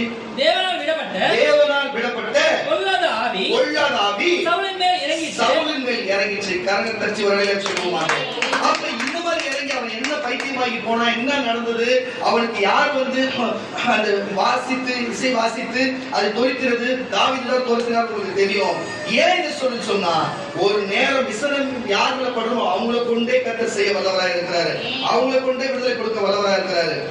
உங்களுக்கு நல்லா தெரியும், நான் சொல்லுகிற கர்த்தருடைய பிள்ளைகளே, இந்த மாதிரி சபை நீ ஞாயிற்றுக்கிழமை சபை நடந்துக்குது, இங்க நம்மகிட்டே ஜபம் பண்ணி நம்மகிட்ட அற்புதம் பெற்று போன ஒரு புள்ளநதி கூட்டம் ஒண்ணு இங்கிருந்து வெளியில போய் செய்யாத ஒரு காரியத்தை சொல்லி இங்கிருந்து கட்டு மஸ்தான சில 2 ரவுடிகளை கூட்டு வந்து நம்ம கிட்ட வம்பு எடுக்க செய்யறார்கள். நல்லா புரிஞ்சுக்கணும். இதை எதுக்கு இதை சொல்றோம்னா, இத்தனைக்கும் நம்மளை தெரிஞ்சும் நம்மளை நேசிச்சும் நம்மளை தெரிஞ்சும் கேட்கிறோம் கூட நீ எதுக்கு இப்படி சொல்றது ஒரு வார்த்தை கேட்காம அவங்க சொல்றதை நம்பி வந்து இங்க கேட்ட நிமித்தம் அன்னிலிருந்து இன்னைக்கு வரைக்கும் அவங்க 2 பேர் மேல எனக்கு மன வசனம் தான். இன்னைக்கு வரைக்கும் எனக்கு மன வசனம் தான். ஏன்னா நான் யாருன்னு தெரிஞ்சும் நீங்க அனுமதிச்சு வந்திருக்கிறீங்கன்னா அப்போ நீங்க பழகிற எண்ணம் எப்படிப்பட்டதாகுது, என்னோட எண்ணம் அன்னிலிருந்து நான் வசனப்பட்டேன். ஆனால் அங்க இன்னொரு வந்து என்ன கேட்டாரு, நீங்க தான் பாஸ்டா அப்படின்னு சொல்லி, நான் தான் பாஸ்டா உங்களுக்கு விஷயம் அப்படின்னு.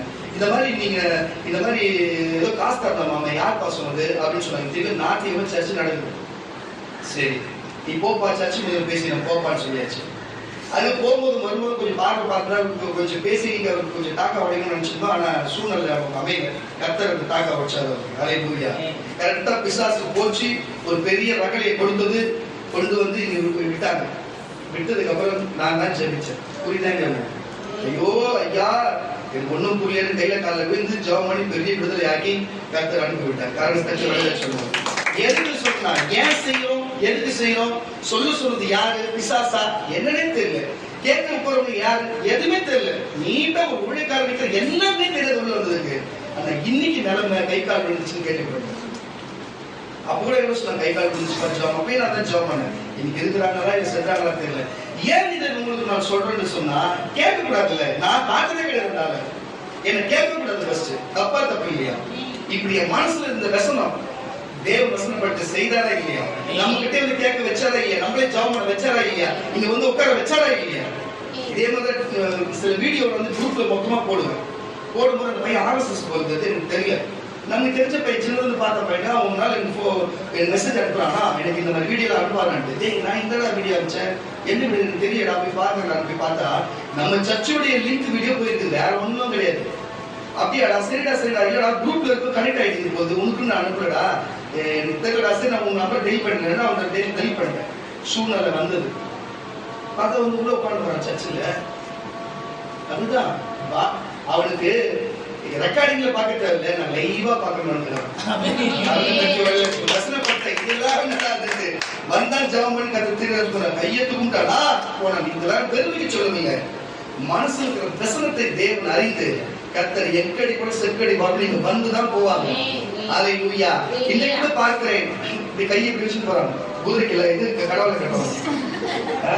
வேண்டாம், அந்த சத்தத்தை காது கேட்காது அப்படின்னா நாங்க செஞ்சுட்டோம். பாட்டினா இன்னைக்கு போறாங்க. சரி சரி சரி நடக்கட்டும். கால ஜெல்லுக்கு ஜெல் கொலுசு வேற ரைட்டு கத்த நல்லவர். விசனப்பட்ட போய் தொழில் ஏற்கனவே விசனப்பட்டா போச்சு, மறுபடியும் விசனப்படக்கூடாது. சரி ஏதோ போய் தொழில். எதுக்கு நான் சொல்லுகிறேன் கத்தோடைய பிள்ளைகளே, எனக்கு நான் பெருமையா பேச சொல்ல, நான் பெற்ற நான் ஞானஸ்நானம் கொடுத்த என் பிள்ளைகளுடைய வாழ்க்கையை யாரு இந்த மாதிரி வசனப்படுத்தினாலும் தேவன் அவங்களை வசனப்படுத்துவார்.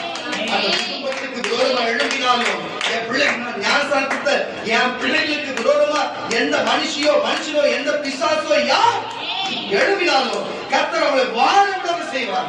ஏழு இருக்கிற தேவன் என் பிள்ளைகளோடு இருக்கிறார். அல்லேலூயா. பாருங்க, ராட்சனும் தேவகுமாரனும் மனுஷகுமாரத்தின் பிறந்தவனுக்கே தேவன் இறக்க பாராட்டினா, பாருங்க தேவனுக்கும் தேவ புத்திரர்களுக்கும் பிறந்த தேவனுக்கு புத்திரர்களா நீங்க இருக்கிறீங்களே, உங்களுக்கு செய்யாத யாருக்கு செய்ய போறார்? பாருங்க, ராட்சசர்களுக்கு அவருக்கு நன்மை செய்து அவங்க மறுபடியும் கூப்பிட்டு மறுத்துக்கலாம் நினைச்ச தேவன் அவர் ராட்சசர்களுக்கு அப்படி செய்தாரு. நீங்க அவர் சன்னதியானத்திலே அவருக்கு ஞானத்தை பெற்று அவருடைய வம்சத்திலே இருக்கிறீங்களா, உங்களை கைவிட்டுருவாரா கர்த்தர்? உனக்கு ஒரு வசனம் வராம இருக்குமா? உனக்கு வந்தாலும் சரி, நீ ஏதாவது தப்பு தவறு செய்திருப்பா, இன்னையோட அதை விட்டு நீ மனம் திரும்பிட்டு சொன்னா உனக்கும் எந்த வசனமும் வராது. எந்த வசனத்தை உனக்கு கொடுக்கிறவனும் உனக்கு கவலை கொடுக்கிறவனும் இனி அப்படி வருவதில்லை. கர்த்தர் சாந்தத்தையும் சமாதானத்தையும் பலத்தையும் ஆரோக்கியத்தையும் கொடுக்க வல்லவராக கரங்களை தட்டி வரலையா சொல்லுவாங்க, தட்டி வரலையா சொல்லுவாங்க.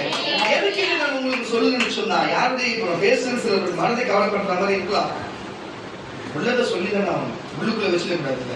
ஆமாம், வழியில சொல்லுங்க. எதுக்கு அதுதான் புரிஞ்சுக்கணும் கர்த்தருடைய பிள்ளைகளை. அப்போ பாருங்க, ஒரு சொந்த குடும்பத்திலும் அண்ணாருடைய வாழ்க்கையில இப்படி நடக்குமானால் உலகம் முழுவதிலும் தேவன் விசனப்படுவார் என்று சொன்னா, பாருங்க ஒரு அரசியல் வாழ்க்கையிலும் சரி பொது வாழ்க்கையில இருக்கிற பாருங்க சவுலுக்கும் இப்படிப்பட்ட விசனமான காரியம் வரும் என்று சொன்னா, தனிப்பட்ட நம்ம வாழ்க்கையில வரும்னா ஒரு அழிய சொல்லுங்க, சபைக்குள்ள வரும்னா ஒரு அழிய சொல்லுங்க. அப்ப எல்லாமே நம்ம தான் காரணம், நம்ம தான் எதையோ கோட்டை விட்டுருக்கோம், எதையோ நம்பி இருக்கிறோம். ஒன்னும் எதையோ நம்பி இருக்கிறோம், சவுல் எதையோ நம்பினது போல நம்மளும் எதையோ நம்பி இருக்கிறோம். அதனால நம்ம ஏதோ செய்கிறோம். நம்ம ஒண்ணு எதை நம்பணும், யாரை நம்பணும், எதுக்கு நம்பணும் என்று தயவு செய்து புரிஞ்சு கொடுங்க கர்த்தருடைய பிள்ளைகளே. எல்லாமே உங்க கையில் தான் இருக்கிறது. நீங்க உங்களுக்கு ஒண்ணும் தெரியாது இல்லை, உங்களுக்கு எல்லாம் கர்த்தர் சொல்லி இருக்கிற எல்லாமே உங்களுக்கு தெரியும். நீங்கள் உங்களுடைய எண்ணங்களை இது வரைக்கும் எல்லா பொல்லாத கிரி அழுக்குகளை வெளியே போட்டு சிறு பிள்ளைகளை போல மாறும் என்று சொன்னார். அன்றைக்கு சிறு பிள்ளை போல இல்லாமல் அவர் எல்லாம் ராட்சசர்களாக இருந்ததுனால நோவாவின் பிழைக்குள்ள போக முடியாது போச்சு. இன்றைக்கு நீங்கள் மனிதர்களை போல எல்லாம் எனக்கு தெரியும், அந்த ஞானம் எனக்கு இந்த ஞானம் எல்லாமே உலகத்துக்கு நான் செவ்வாய்க்கு சந்திரகிரகத்துக்கு போவேன் என்று சொல்லி தன்னை பெரியவளாக உயர்த்தினாலும் சரி போக முடியாது. நீ வானம் மேலே அந்த கூடுகளை கட்டினாலும் நான் அங்கிருந்து தள்ளுவேன்னு சொன்னார். சேட்டலைட்லாம் இந்த வருஷம் தள்ளுவேன் தள்ளிங்கிறாரா இல்லையா? ராக்கெட்ல விழுதா இல்லையா? யாரா இருந்தாலும் சரி ஒண்ணுமே தெரியாது, எல்லாமே என் தேவன் சொல்லி தாழ்மையா சிறு பிள்ளைகளை போல இருக்கிறது மட்டும்தான் பரலோக வாசல் திறக்க முடியும், அதுக்குள்ள பிரவேசிக்க முடியும். கரண்டி தட்டி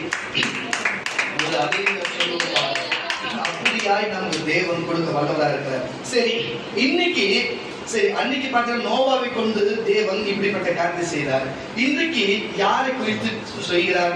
இப்போ வேற மத்தேயு, மார்க்கு, யோவான், லூக்கா சொல்லப்பட்டிருக்கிற வசனம் நமக்கு கொடுக்கப்பட்டிருக்கிறது. இதை கேட்கிற ஜனங்களே, இன்னைக்கு நம்ம மனம் திரும்ப வேண்டும் என்று சொன்னா பாருங்க, தாவீதோட வம்சம் மட்டும் திருந்தாட போனாங்க. அதுக்கப்புறம் நோவாவின் காலத்துக்கு பிறகு வந்தவங்களும் பாவம் செய்தாங்க, தாவீதின் வம்சத்துல வந்தவங்களும் பாவம் செய்தாங்க. இறுதியா பாத்தீங்கன்னா ஏசாயா தீர்க்கதரிசி சொன்னார், அப்பா நீங்க ஒருபோதும் கீழ்ப்படிய மாட்டேன், மனுஷனுக்கு தான் நீங்க மனுஷனுடைய இருதயம் கவலைப்படி அவன் விசனப்படும்படிக்கு நீங்க செஞ்சீங்க, ஆனா தேவனையே நீ விசனப்படும்படி செய்திய.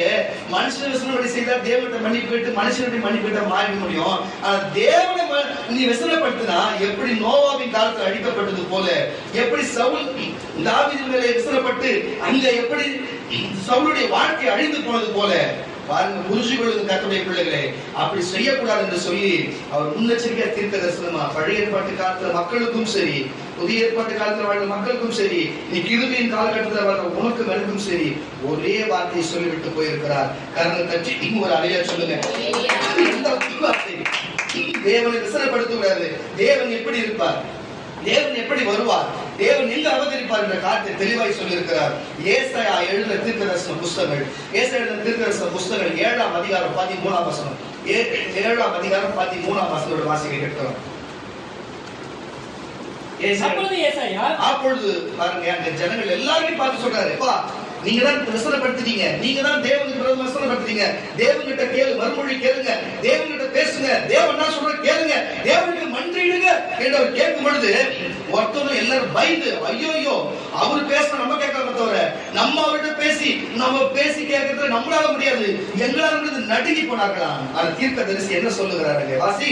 அப்பொழுது ஏசாயா தாவீதின் வம்சத்தாரே நீங்கள் கேளுங்கள், நீங்கள் மனுஷரை விசனப்படுத்துகிறது போதாது, மனுஷர்களை விசனப்படுத்துறீங்க, ஆனா அது போதாது என்று என் தேவனையும் விசனப்படுத்த. என்ன ஒரு கைத்தட்டு, என்ன ஒரு அலையா. அப்ப மனுஷர்கள் இங்க வந்திருக்கிற நீங்க மனுஷங்களை மட்டுமல்ல, குடும்பத்தை மட்டுமல்ல, சபையை மட்டுமல்ல, ஊழியக்காரனை மட்டுமல்ல, தேவனையும் விசனப்படுத்துகிறீர்களே, இது என்ன நியாயம்? தீர்க்கதரிசியாக ஏசாயாவின் ஆவியை கொண்டு இன்னைக்கு நான் பேசுகிறேன். இது என்ன நியாயம்? கர்த்தருடைய பிள்ளைகளே, இது என்ன நியாயம்? விட்டது வாசி. அதனால் ஆண்டவர் தாமே உங்களுக்கு ஒரு அடையாளத்தை கொடுப்பார். உங்களுக்கு ஒரு அடையாளத்தை, இந்த பார்க்கிற கேட்கிற ஜனங்களுக்கு ஒரு அடையாளத்தை கொடுப்பார். இதோ ஒரு கன்னிகை கர்ப்பவதி ஆகி ஒரு குமாரனை பெறுவார். அவருக்கு இம்மானுவேல் என்று பெயரிடுவார்கள். தீமையை வெறுத்து நன்மையை தெரிந்து கொண்டு வயது மட்டும் அவர் எண்ணெயும் தேனையும் சாப்பிடுவார். அந்த பிள்ளை தீமையை வெறுக்கவும் நன்மையை தெரிந்து கொள்ளவும் அறிகிறதுக்கு முன்னே நீ அவர்களுடைய தேசம் அதில் 2 ராஜாக்களால் விடப்படும் முன்னே. போதும், கரணம் தட்டி விடல சொல்லுவாங்க. ஒரு பக்கம் ரோம ராஜாவும், ஒரு பக்கம் இஸ்ரவேல் ராஜா வாழ்ந்த அந்த காலகட்டத்தில் இயேசுநாதர் பிறந்தார். நான் சொல்லுகிற கரங்க தட்டி விடல சொல்லு. இது வந்து நான் உங்களுக்கு சொல்ல வருதுனா, அன்னைக்கு நோவா போய் சுவிசேஷம் சொல்லி ஒரு பேழை செய்யப்பட்டிருந்தது. இன்னைக்கு பேழையும் இயேசுநாதர் தான். புரியுதா இல்லையா? அவர் உள்ள போயிடுன்ற. அவர் எங்க பிறந்திருக்கிறாரு? 2 ராஜாக்கள் ஒரே இடத்துல ஆட்சி செய்த இடம் இது. இஸ்ரவேல் ரோம ஆட்சியும் பிலாத்தும் ஏரோதும் ஆட்சி பண்ணாங்க. புரியுமா இல்லையா? ஒரே இடத்துல தான். ஆமனாலே சொல்லுங்களேன், ஜனங்க தெரிந்து போகுது. அந்த இடத்துல அவர் பிறந்தாரு, அங்கதான் அவர் வாழ்ந்தாரு. அவர் தான் இயேசுநாதர். அவர் தான் பாவத்தை மன்னித்தாரு. நமக்கு பேழையும் அவர் தான், வார்த்தையும் அவர் தான், சுவிசேஷம் அவர் தான், எல்லாமே அவர் தான். அவருக்குள்ள நம்ம போயிட்டா நமக்கு சஞ்சலம் இல்ல, நமக்கு கவலை இல்ல. ஹல்லேலூயா, நமக்கு கவலை இல்ல. தட்டி விடல சொல்லுங்க. அப்படிப்பட்ட காரியம் ஏசாயா தீர்க்கதரிசி மூலம் முன்னறிவிக்கப்பட்டது போலவே பிறந்தார். அதே போல அடையாளத்தோடு வாழ்ந்தார். ஆனா ஒருத்தம் கூட அவரை ஏத்துக்கவே இல்லை. அவரையே குறைதான், அவரையே குறை சொல்லிதான் போனான். ஒருத்தம் கூட அவரை ஏத்துக்கல. எல்லாருமே அவரை குறை சொல்லிதான் போனார்கள். ஹல்லேலூயா. நீங்கள் எப்படி அவர் வார்த்தை கேட்பீங்களா? அவர் வார்த்தை கேட்டு நடப்பீங்களா? இப்ப நான் சொன்னது உங்களுக்கு எப்படி தெரியுமா? சில பேருக்கு இப்போ நான் சொல்றது எப்படி இருக்குன்னா, நம்ம ஒழுக்கமா இருக்கிற மாதிரி இவர் ஏதாவது பேசுறாரு, சொல்றாரு, பண்றாரு அப்படின்னு சொல்லிட்டு இருக்கோம். சரிங்க, சொல்லுங்க, வார்த்தை சொல்லுங்க, பண்ணுங்க. நான் ஒண்ணு சொல்றேன், நான் உங்களுக்கு ஊழியக்காரனா இருந்து, ஒரு தகப்பனா இருந்து, ஒரு சகோதரனா இருந்து உங்களுக்கு கண்டித்து நான் உணர்த்துகிறத வந்து நீ அதை வந்து கேட்டு, சரி அவர் சொன்னா அவர் நல்லா நடக்கும்னு சொல்லி கேட்டு நடத்தினா பிரச்சனை இல்லை. ஆனா நான் சொல்ற வார்த்தை உங்களுக்கு கவலைன்னு நினைச்சு நீ வந்து இருந்தினா, அப்படிப்பட்ட ஆளு வாழ்க்கையில ஒரு காலம் முன்னேற சபைக்கு நீ பிரயோஜனம் இல்லாத இருக்கும். நான் மறுபடியும் சொல்றேன், நான் எத்தனையோ ஊழிய விஷயமா தனிப்பட்ட பேசும் பொழுது இந்த மாதிரி வெறுத்துன்னு போறது, கோச்சிங் போறது, வார்த்தையை அவமதிக்கிறது, இந்த மாதிரி காரியம் பல பேர் செய்திருப்பீங்க. தயவு செய்து விட்டுடுங்க, அது வாழ்க்கைக்கு நல்லது இல்லை. ஒரு காரியத்தை பேசணும்னா வாய் தீர்க்கதரிசி வாயிலிருந்து புறப்பட்டு தேவனோட கிரி செய்வது விசுவாசம். அப்பதான் இது நடக்கும்னா உங்களுக்கு நடக்கும், நீங்க கிடைக்கும். அப்ப கிடைக்கும் நடக்கணும் போது மட்டும் நீங்க நம்புவ, மற்றது நம்ப மாட்டேன். நம்பனா கடைசி வரையுமே நம்பணும். என்னை பொறுத்தவரையும் விக்கிதான் அப்படி நினைப்பான். நான் திட்டினாலும் அதை வாங்கிப்பான். அதே மாதிரி நான் ஆசிரியத்தாலும் வாங்கிப்பான். அவனே சொல்லுவான், கேட்கும் போது எனக்கு கஷ்டமா இருக்கும். ஐயோ நம்மளே மாத்திரம் ஆனால் அது மாற்றிப்படுதுன்னு சொல்லிட்டு. ஆனா இப்போ என்னோட இருதயத்தை என்ன தலைப்பு பேசும், நீ வாயில சொல்லு, விசனப்படுத்துகிறான். அதனால கர்த்தர் என்னை அந்த விசனத்தை எடுத்து போடுவாராக. அது நிமித்தம் அவனுக்கு எந்த பாதிப்பு அவரோட எடுத்து போடுவாராக. காரணம் தச்சு ஒரு அழில சொல்லுவோமாக. நீதிமொழிகளின் புஸ்தகம், நன்றியாக, நீதிமொழிகளின் புஸ்தகம் 15ஆம் அதிகாரம் 10ஆம் வசனம். நீதிமொழிகளின் புஸ்தகம் 15ஆம் அதிகாரம் 10ஆம் வசனம். இந்த வசனத்தை நல்லா கூர்ந்து கவனிங்க. இந்த வசனத்தின்படி நடக்கிறையா நீயே ஒன்று சோதிச்சுப்பா. நீ நடந்தினா நீ வாழ்வ. நடக்கலையா? நான் சொல்லல, இயேசு நான் சொல்றேன், கேளு வாசி. வழியை விட்டு விலகிறவனுக்கு என்னப்பா? வழியை விட்டு இங்கே சொல்லுகிற வார்த்தை வசனத்தை வழியை விட்டு விலகி, இந்த சபை வேணாம், இனிமே இயேசு வேணாம், ஊழியக்காரன் வேணாம், இனிமேல் அவுத்தூட்ட மாடுவார் ஊர்ல தோறும் சுத்த போறேன், நான் என்ன வேணா பண்ண போறேன், சில விஷயம் சொல்லுவேன், எல்லாருக்கும் மன கஷ்டத்துக்கு இல்லாம இருக்கும். என்ன கோபப்படுத்தக்கூடாது சொல்றேன். என்ன கோபப்படுத்தக்கூடாது. நான் கோபப்பட்டா உன் வாழ்க்கை இருக்குமா? நீ வாழ்வாயா? உன் ஜீவன் இருக்குமா? இந்த உலக அந்த சராசரங்களும் நான் ஆளுகை செய்து ஆழ்ந்து கொண்டிருக்கிறேன். என் வார்த்தைக்கு கீழ்ப்படியாது இருப்பாய். உன் முடிவு பரிதாபம் என்பதை நான் எச்சரித்துக் கொள்ளுகிறேன். உனக்கு எச்சரித்துக் கொள்ளுகிறேன். எது வரைக்கும் உங்களுக்கு அவர் என்னோடு கேட்டுக்கொண்டு இருப்பார். எனக்கு அவரை கேட்க வைக்கிறீர்கள், என் வார்த்தைப்படி நடக்காது போகிறீர்கள், எனக்கு கீழ்ப்படியாது போகிறீர்கள். என் வார்த்தை நான் நினைத்து கொண்டு பேசுகிறேன். இந்த சபைகளில் நான் உலாவிக் கொண்டிருக்கிறேன். நீங்கள் செய்யும் ஒவ்வொரு காரியத்தையும் நான் பார்த்துக் கொண்டிருக்கிறேன். ஒவ்வொரு நேரமும் இயேசு இதோ நான் ரத்தம் சிந்தின என் மகன் என்று சொல்கிற நிமித்தம் நான் பொறுமையாக போய் கொண்டிருக்கிறேன். இனி நான் பொறுமையாக போவேன் என்று மாற்றுகிறேன்.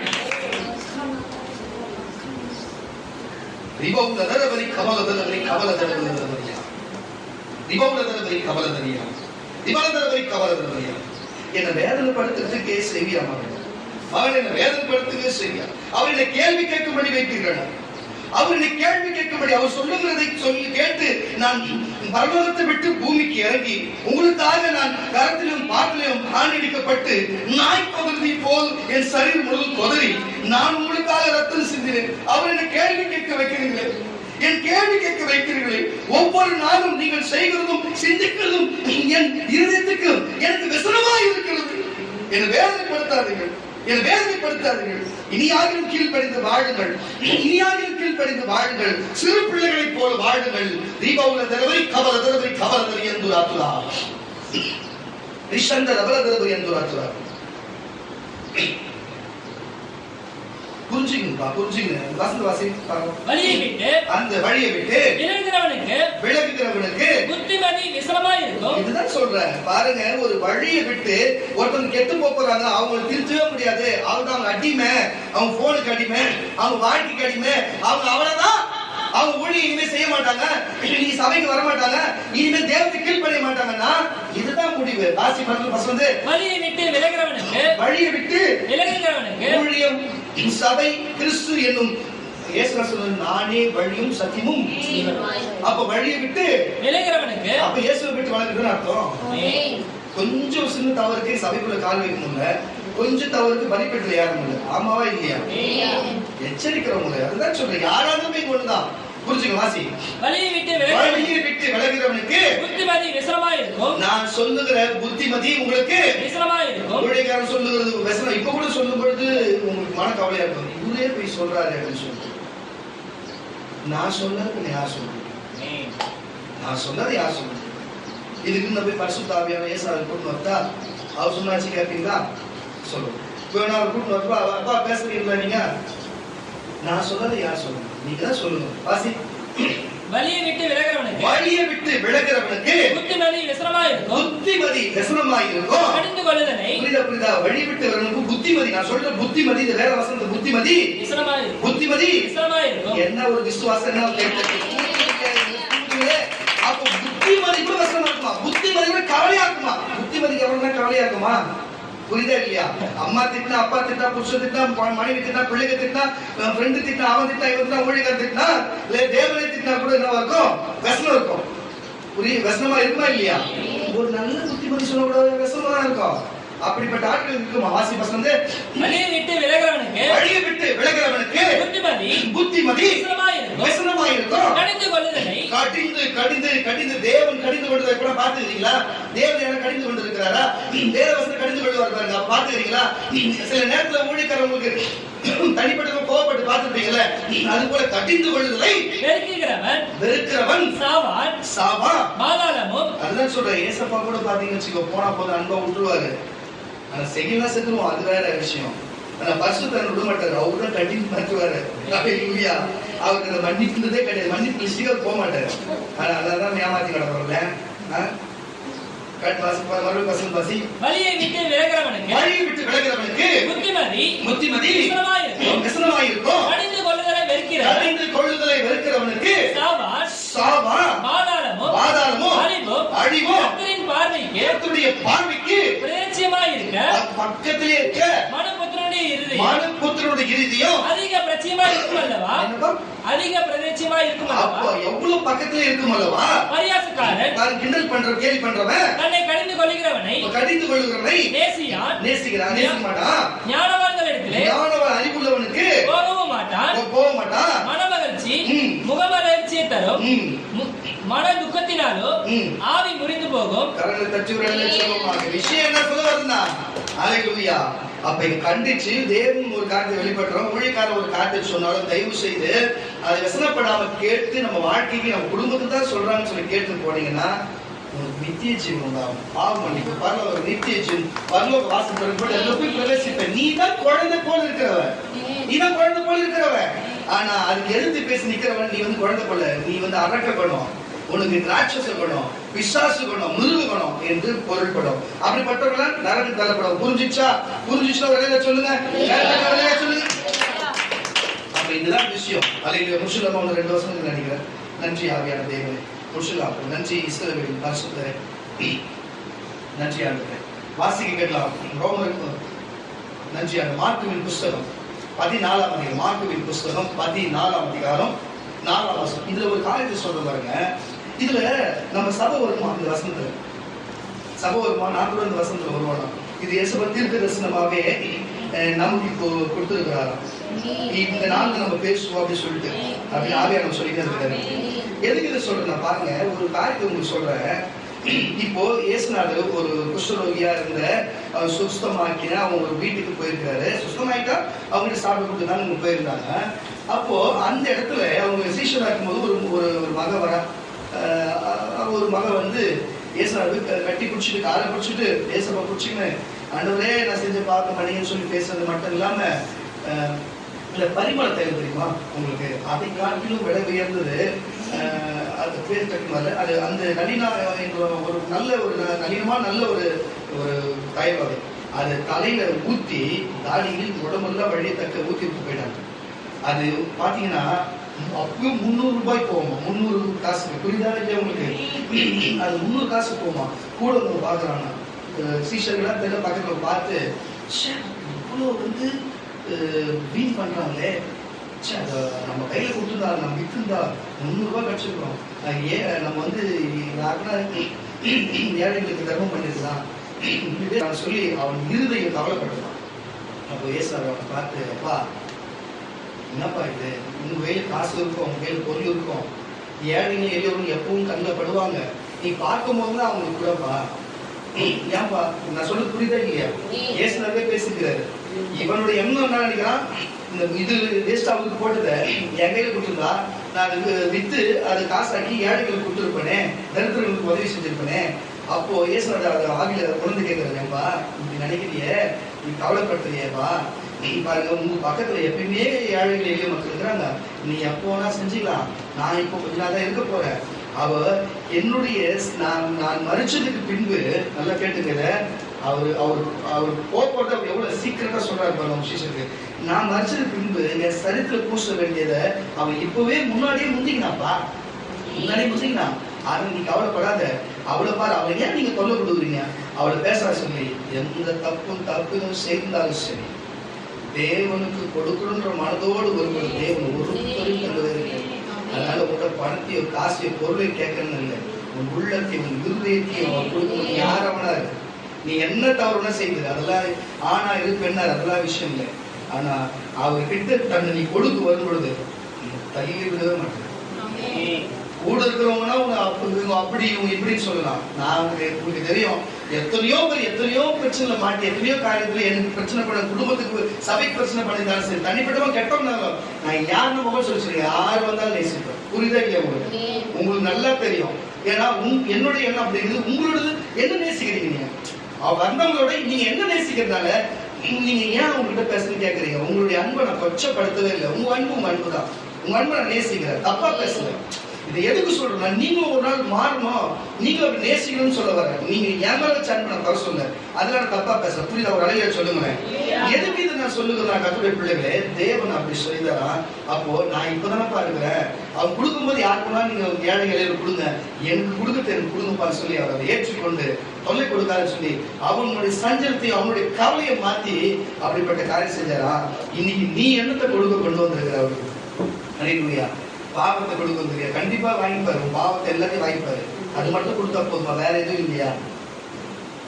நீ எதனால ஒன்று கொடுக்கணும்னு நினைச்சா கூட கவலையோட கொடுக்க கூடாதுங்க, சந்தோஷத்தோடு கொடுக்கணுமா?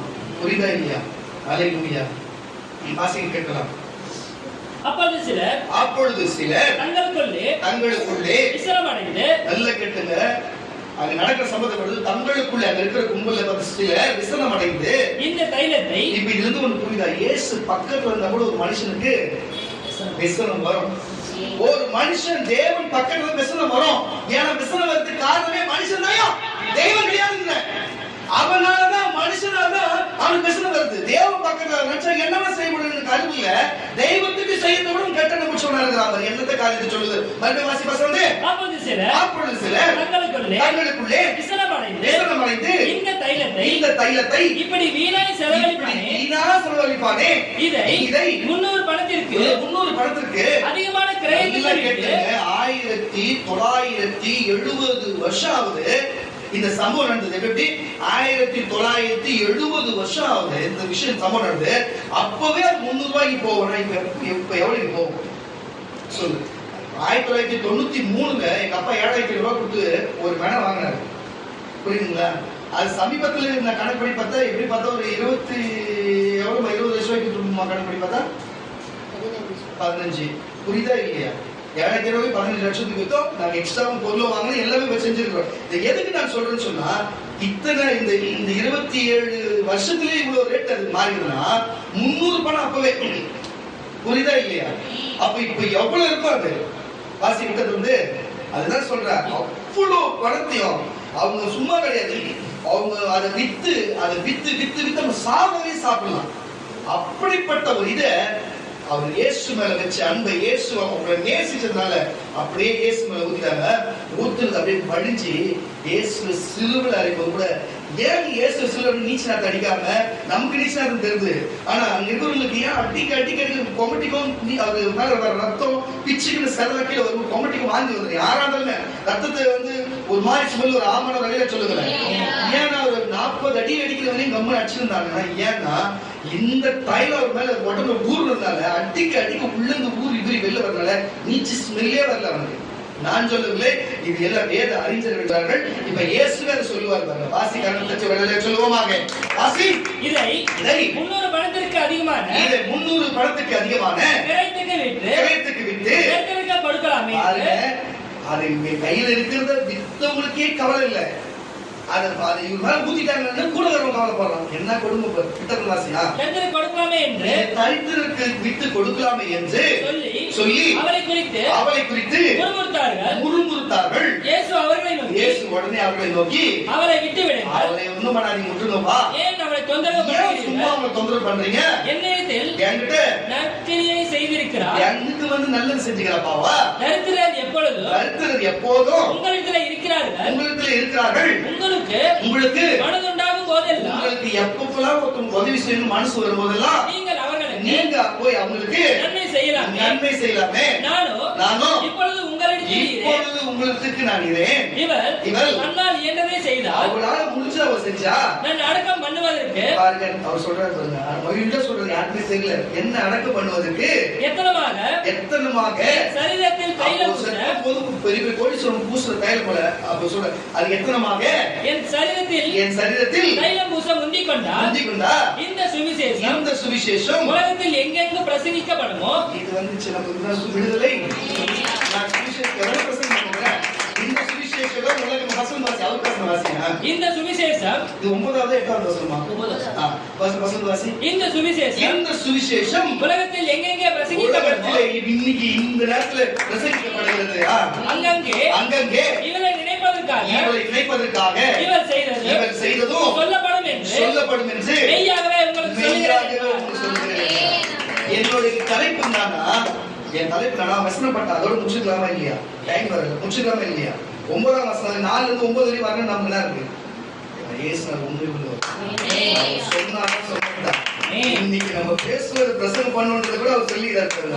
உண்மையாக சொல்லி நம்ம சரீரத்துக்கு வேறத்துல கூட நம்ம இடைப்பட்டுக்கிறோம்னா நம்ம சபையினாலே இந்த மாதிரி நடக்குது. எத்தனையோ நம்ம சொல்லிக்கிறோம், எத்தனையோ டைம் நேரம் இப்படி அப்படி இப்படிப்பட்ட ஆள் என்று கூட சொல்லி இருக்கிறோம். நம்ம சபை பேர் போல வந்து எதுக்கு சொல்லுகிறோம்னா தேவன் நம்ம கூட இருக்கிறாரு.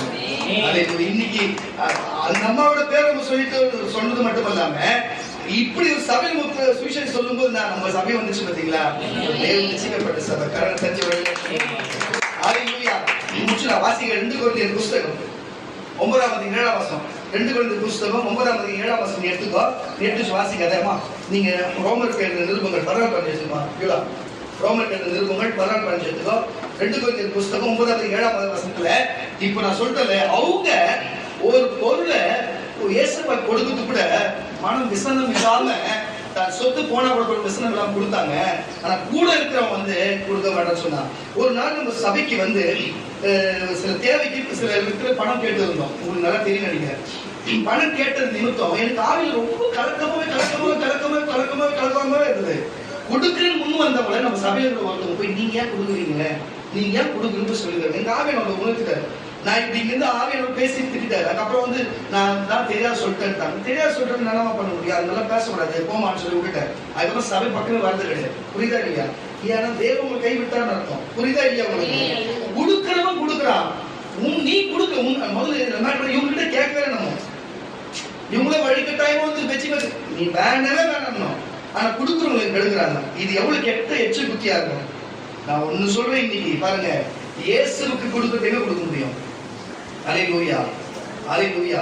ரோட்ல போற பிச்சைக்காரங்க ஏழைகளுக்கும் இல்லாதவங்களுக்கும் கொடுக்க முடியும். வேற எங்க கொடுக்க முடியும்? சபைக்கு கிறிஸ்து எங்க இல்ல தலையா? சபையில் தான் இருக்கிறாரு. புரிஞ்சுக்கொள்ளும் கர்த்தருடைய பிள்ளைகளே. ஏழைகளுக்கு செய்கிறதும் பிச்சைக்காரங்களுக்கு செய்கிறதும் சபைக்கு செய்கிறதும் நீங்க இயேசுக்கு செய்கிறதா இருக்கிறது. சும்மா கேட்டதால கொடுக்கறது, கேட்டதால செய்யறது கிடையாது. வெசனம் இல்லாம செய்யணும்னா சொல்ல வர வாசி கேட்கலாம்.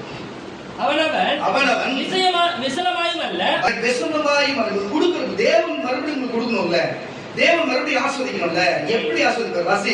விசனமாயும் அல்ல, கட்டாயம் கொடுக்கணும்ன்றதுமாயும் அல்ல, தன் மனதில் நியமித்தபடியே கொடுக்க கடவன். உற்சாகமாய் கொடுக்கிறவனிடத்தில் தேவன் பிரியமாயிருக்கிறார். எல்லாவற்றிலையும் எப்பொழுதும் சம்பூர்ணம் உள்ளவர்களாகவும் சகலவித நற்கிரைகளிலும் இருக்கும்படியாக தேவன் உங்களுக்கு சகலவித கிருபையையும் சகலவித கிருபைகளையும் பெருகச் செய்ய வல்லவராய் இருக்கிறார். கரணம் தட்டி வரலே சொல்லுவோமாக. அப்ப எது கொடுத்தாலும் அந்த ஸ்திரீ எப்படி தேசு கொடுத்தாலும் எது கொடுத்தாலும் சரி, அல்லேலூயா, விசனத்தோடு கவலையோடு கொடுக்காதீங்க. அப்படி கொடுக்குன்னு சொன்னா அப்படி கொடுத்துதான் ஒரு குடும்ப சபை பக்கமே ஆற காணும். இன்னைக்கு எத்தனையோ போச்சு. இப்ப வேற கம்ப்ளைண்ட் வேற வந்துருக்கு, நிறைய கம்ப்ளைண்ட். கர்த்தர் எல்லாத்தையும் பார்த்துதான் இருக்காரு. கரணம் தச்சு வரல சொல்லுவோமா, எல்லாத்தையும் கர்த்தர் சரி கட்டுவார். அல்லேலூயா. நம்ம வந்து பாருங்க, நீங்க ஏமாத்துங்க, என்ன பேசுங்க, எங்களை முகம் வளைய வைங்க, எங்களை பின்னாலுக்கு பேசுங்க, என்ன வேணா செய்யுங்க. நான் விசனப்பட்டு இருக்கிறேன். ஆனா தேவன் உண்மை விசனப்படாதபடிக்கு நீங்க கவனமா இருங்க. நீ வாசிமா அப்படிலாம் எடுக்கலையா? நீ என்ன தொடர்ந்து எனக்கு இந்த ஆவியில கலந்து முடிச்சுனே இருக்கு. என்னன்னு புரியல. வாசி நீங்க வாசிங்க. ரோமர்கள் நிருபங்கள் 14ஆம் அதிகாரம் 15ஆம் வசனம் வாசி. போஜனத்தினாலே உன் சகோதரனுக்கு விசனம் உண்டாகிறதுனாலே, எல்லாம் புரிஞ்சுக்கணும். சகோதரர்களுக்குள்ள இப்படி இருக்குது. உங்களுக்குள்ளே விசனம் உண்டாகிறதுனாலே நீ அன்பாய் நடக்கிறவன் அல்ல, நீங்கள் அன்பாய் நடக்கிறவன் அல்ல. அவனோ, இதுதான் நான் சொல்றேன் பாருங்க. நாம கிறிஸ்துவுக்குள்ள வந்துட்டோம், சர்ச்சுக்கு வந்துட்டோம், பாஸ்டர் பேச்சு கேட்டோம், இயேசுவை பேச்சு கேட்க மட்டும் கிடையாது. சபைக்கு கொடுத்துட்டோம் மட்டும் இல்ல, பிச்சைக்காரனுக்கு பிச்சை போட்டும் இல்ல. நீ பிச்சைக்காரனுக்கு இயேசுக்கு போட்ட வாஸ்தவம் குடும்பத்துக்கும் ஒழுங்கா செய்யணும் சொல்ல வராங்க. வாசிய வசந்த போதனத்தினாலே சாப்பிடுற விஷயத்தினாலே உன் சகோதரனுக்கு உன்னுடைய சகோதர சகோதரிக்கு விசனம் உண்டாக்கினார். அவங்களுக்கு நீ விசனம் உண்டாக்குறவன் நடந்தா நீ அன்பாய் நடக்கிறவன் அல்ல, நீ அன்பாய் நடக்கிறவனே அல்ல. அவனை உன் போஜனத்தினாலே கெடுக்காதே, அவங்களை கெடுக்காதே. கிறிஸ்து அவனுக்காகவும் மரிச்சிருக்கிறார். கரணம் தச்சு வெளியில சொல்லுவாங்க. அதனால குடும்பத்துக்கு கொடுக்க வேண்டியதை கொடு, தேவனுக்கு கொடுக்க வேண்டியதை கொடு. அது மட்டும் இல்லாத நீ உன்னையே தேவனுக்கு கொடு, உன்னையே சபைக்கு ஊழியத்துக்கு ஒப்புக்கொடு. நீ விசனமா எந்த காரியத்தையும் செய்யாத, குடும்பத்துல ஒரு காரியத்தை செஞ்சு விசனமா செய்யாத, சபையில ஒரு காரியத்தை செஞ்ச விசனமா செய்யாத, அன்பளிப்பா விசனமா செய்யாத, தேவனுக்கு மேல் நீ விசனப்படாத, தேவன் மேல் விசனப்படும் நடந்து கொள்ளாத, அவர் வார்த்தைப்படி வசனத்தின்படி நட என்று சொல்லுவார். அல்லேலூயா. இன்றைக்கு பணம் வச்சிருக்கலாம் கர்த்தருடைய பிள்ளைகளே, பொருள் வச்சிருக்கலாம் கர்த்தருடைய பிள்ளைகளே, இன்னைக்கு செல்வந்தர்களா இருக்கலாம், அரசியல்வாதியா இருக்கலாம், 4 பேர் வரலாம், 4 பேர் சண்டைக்கு வரலாம், 4 பேர் பிரச்சனைக்கு வரலாம், நமக்கு ஏன்னா கூப்பிடலாம் வரலாம், இன்னைக்கு எல்லாமே இருக்கும். ஆனா பணம் வைத்திருந்தவர், வெள்ளி பொண்ணு வைத்திருந்தவர், அநேக திருமணம் செய்தவர், சொல்றதுக்காக இப்படிப்பட்ட அநேக காரியங்களை செய்தவர் சாலமோன் ராஜா. அல்லேலூயா. அவருடைய இறுதி காலத்தில் அவர் என்ன செய்தது? இதெல்லாம் மாயை என்ற, எல்லாமே மாயை, உலகம் மாயை, உலக மனுஷர்கள் மாயை. இந்த உலகத்துல எதுவுமே மாயை. மாயை இந்த பூமியில பார்க்கிறது மட்டும்தான் உண்மை. நம்ம கண்ணு முன்னா இன்னைக்கு நம்ம ஒரு இடத்த போய் பார்க்கலாம், நாளைக்கு போனா இருக்காரு. நேற்று கூட போட்டோம் ஒரு இடத்துக்கு போற ரோட்ல, முந்தனத்து நேற்று போய் போற இடத்துல லாக் பண்ணி வச்சிருக்கான். என்னடா அதுக்காண்டி தோண்டிக்கிறாங்க, பார்த்தா வேற வழியில விடுறாங்க. நேற்றாங்க வந்தேன் அதை போப்பா அப்படின்றாங்க. நம்ம நேற்று பார்த்தது இன்னைக்கு இருக்குது இல்லைங்க. அதனால உலகம் இனி இருக்கிறது நாளைக்கு இப்படியே இருக்குன்றது இல்ல, மாயை. இன்னைக்கு நம்ம குடும்பம் இப்படியே இருக்குன்றது மாயை.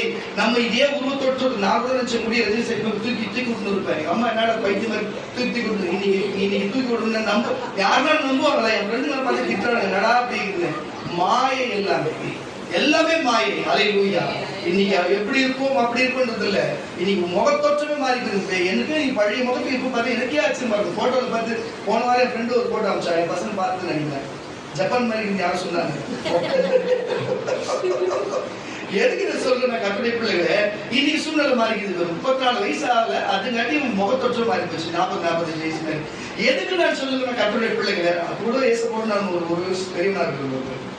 எதுக்கு நான் சொல்லுங்க கர்த்தருடைய பிள்ளைகளே, எல்லாமே உலகத்துல மாயையா இருக்கிறது. எதுவுமே நடந்துறது இல்ல.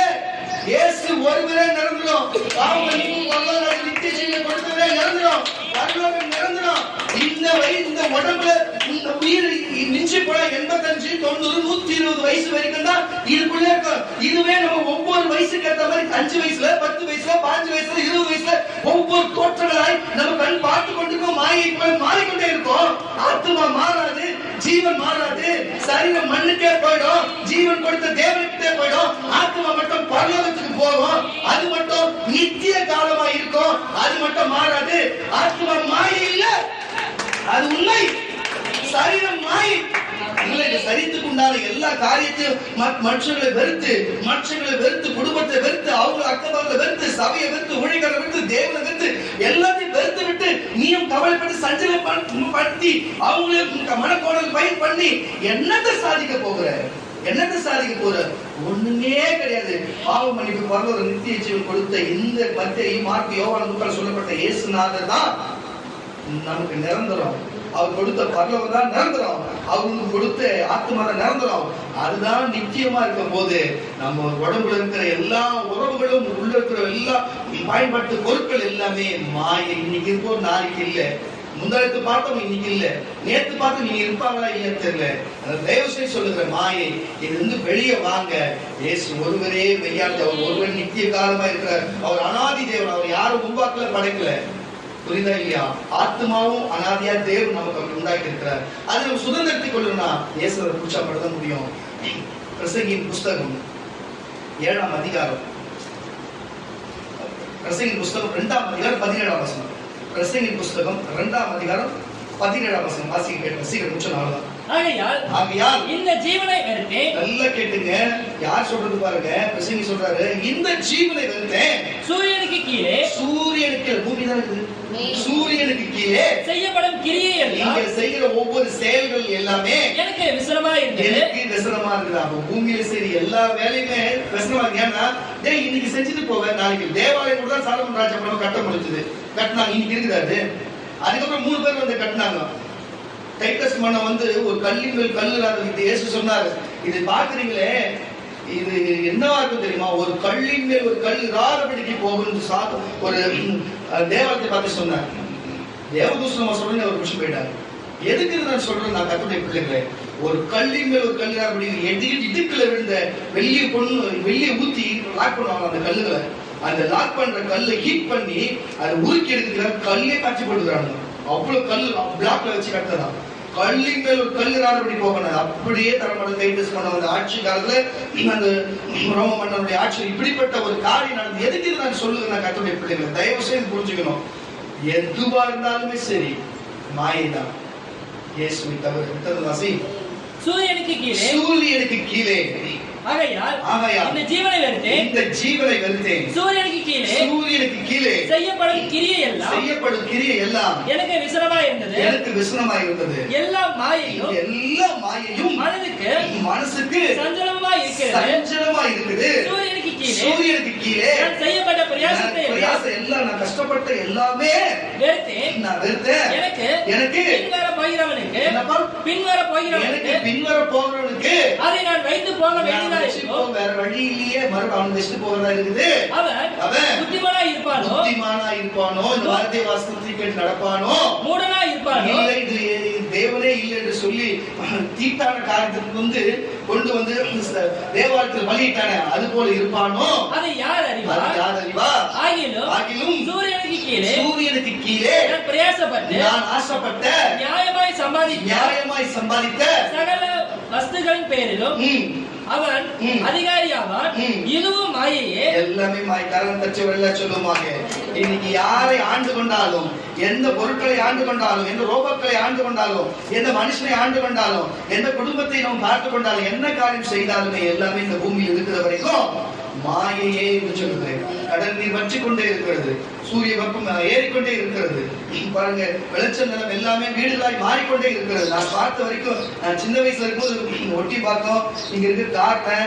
அது மட்டும் இல்லாத மேடவாக்கம் வரைக்கும் பச்சை பசையில இருக்கும். உங்களுக்கு நீங்க பார்த்தே இருக்க மாட்டீங்க எனக்கு தெரிஞ்சு. நான் சின்ன மேடவாக்கில் ஒரு ஒத்தடி ரோடு தான் இருக்கும். ஒரு பக்கம் சப்போஸ் கண்ணு அப்படி தூங்கிட்டீங்கன்னு வச்சுங்களேன், முள்ளு பட்டாரம் மூஞ்சில அடிக்க பஸ்ல போகும்போது இப்படி ஒதுங்கிட்டே போவோம். நானும் எங்க அப்பா முடியும் அப்பா மேல ஒதுங்கிட்டே போவோம். எதுக்குன்னா ஒரு ரோடு ஒரு லாரி வந்தா ஒரு பஸ் வாக்கு போவோம். இன்னைக்கு சொல்ல முடியுமா? இன்னைக்கு டபுள் ரோடு போட்டுக்குது. இதே இந்த ஓயம்பாரு எனக்கு தெரிஞ்சு எஸ்ஆர்ல தான் மாறுபட்டு இருக்கும். ஒரே ரோடு தான் இருக்கும். இன்னைக்கு பாருங்க ட்ரெயினே வருது. இங்க புரிஞ்சுக்கோங்க. இந்த இடம்லாம் சதுப்பு நிலமா இருக்கும். சத்தியபாமா வண்டி தான் தெரியும். சத்தியபாமா நின்று பார்த்தா இந்த எல்லாமே காலியா பச்சையா இருக்கும். நீங்க பாத்துருக்கீங்களா? நான் பாத்துக்கிறேன். எதுக்கு சொல்றேன்னா கர்த்தருடைய பிள்ளைகளை இன்னைக்கு நினைச்சு பார்க்கணும். டிஎல்எஃப் இங்க வந்திருக்கோம். இங்க இந்த ரிசர்வ் குவார்டர்ஸ் வந்திருக்கோம். மொழினி வந்து நினைச்சு பார்த்தோமா? இன்னைக்கு எவ்வளவு வீடு வந்திருக்கு. நம்ம இங்க வருவோம் நம்ம நினைச்சு பார்த்தோமா? எல்லாம் மாயை. சதுப்பு நிலம் காரண பள்ளிக்காரணம் இது எல்லாமே ஏரிதான். இந்த வார்த்தையில இந்த காரணனாலும் ஏரிதான். பள்ளிக்கரணனால கரணனால ஏரிதான். புரியுதா உங்களுக்கு? பார்க்கனால ஏரிதான். புரியுதா? நான் சொல்ற அர்த்தம் புரியுதா? அப்படி பெட்டதை நீங்க சொல்லும் போது ஏரிதான் சொல்ல முடியுது. வீடுக்கு இருக்கிற செம்மஞ்சேரி ஏரிதான். புரியுதா? செம்மஞ்சேரி புரியுதா? இன்னைக்கு ஏரிதான் சொல்ல முடியுது. எல்லா மனுஷன் வசிக்கிற இடமா மாறி போச்சு. மாயன்ற ஒரு 20 வருஷத்துக்கு முன்னாடி பார்த்து பச்சை பசையில தண்ணீரா இருந்தது. இன்னைக்கு எல்லாமே அதெல்லாம் காணாம போய் பில்டிங்கா இருக்குது. நாளை எல்லாமே மாயை. நேற்று பார்த்து என் சரீரம் இன்னைக்கு இல்லை. போன வாரம் பார்த்த ஜனங்கள் இன்னைக்கு இல்லை. அதனால இருக்கிற வரைக்கும் சபையோடு நிலைத்திருந்து, இயேசுவோடு நிலைத்திருந்து, குடும்பத்தோடு நிலைத்திருந்து, குடும்ப வாழ்க்கையில் நிலைத்திருந்து, தேவனுக்கு மேல் அன்பு செலுத்தி, உறவுகள் மேல் அன்பு செலுத்தி, சகோதர அன்பு செலுத்தி, உண்மை ஒத்துமத்தோடு யார் மேலே விசனம் கவலை இல்லாம உங்களை கவலைப்படுத்துறவங்க இன்னையோடு அதை விட்டு விடுவாங்க. நீங்க இனி கவலைப்படாம இருப்பீர்கள். நீங்க இனிமே யாரையும் கவலைப்படுத்தாம, நீங்க யாரும் விசனப்படுத்தாம இருப்பது சொன்னா தேவன் உங்களை விசனப்படாமல் உங்களையும் குடும்பத்தை அழிப்பதில்லை. உங்களும் குடும்பத்துக்கு குலதெய்வமா இருந்து அவங்க காக்க வல்லவரா இருக்கிறார். விசுவாசி விரும்புன்னு சொன்னா நீங்க மட்டும் எழுந்து இருக்கிறோம்.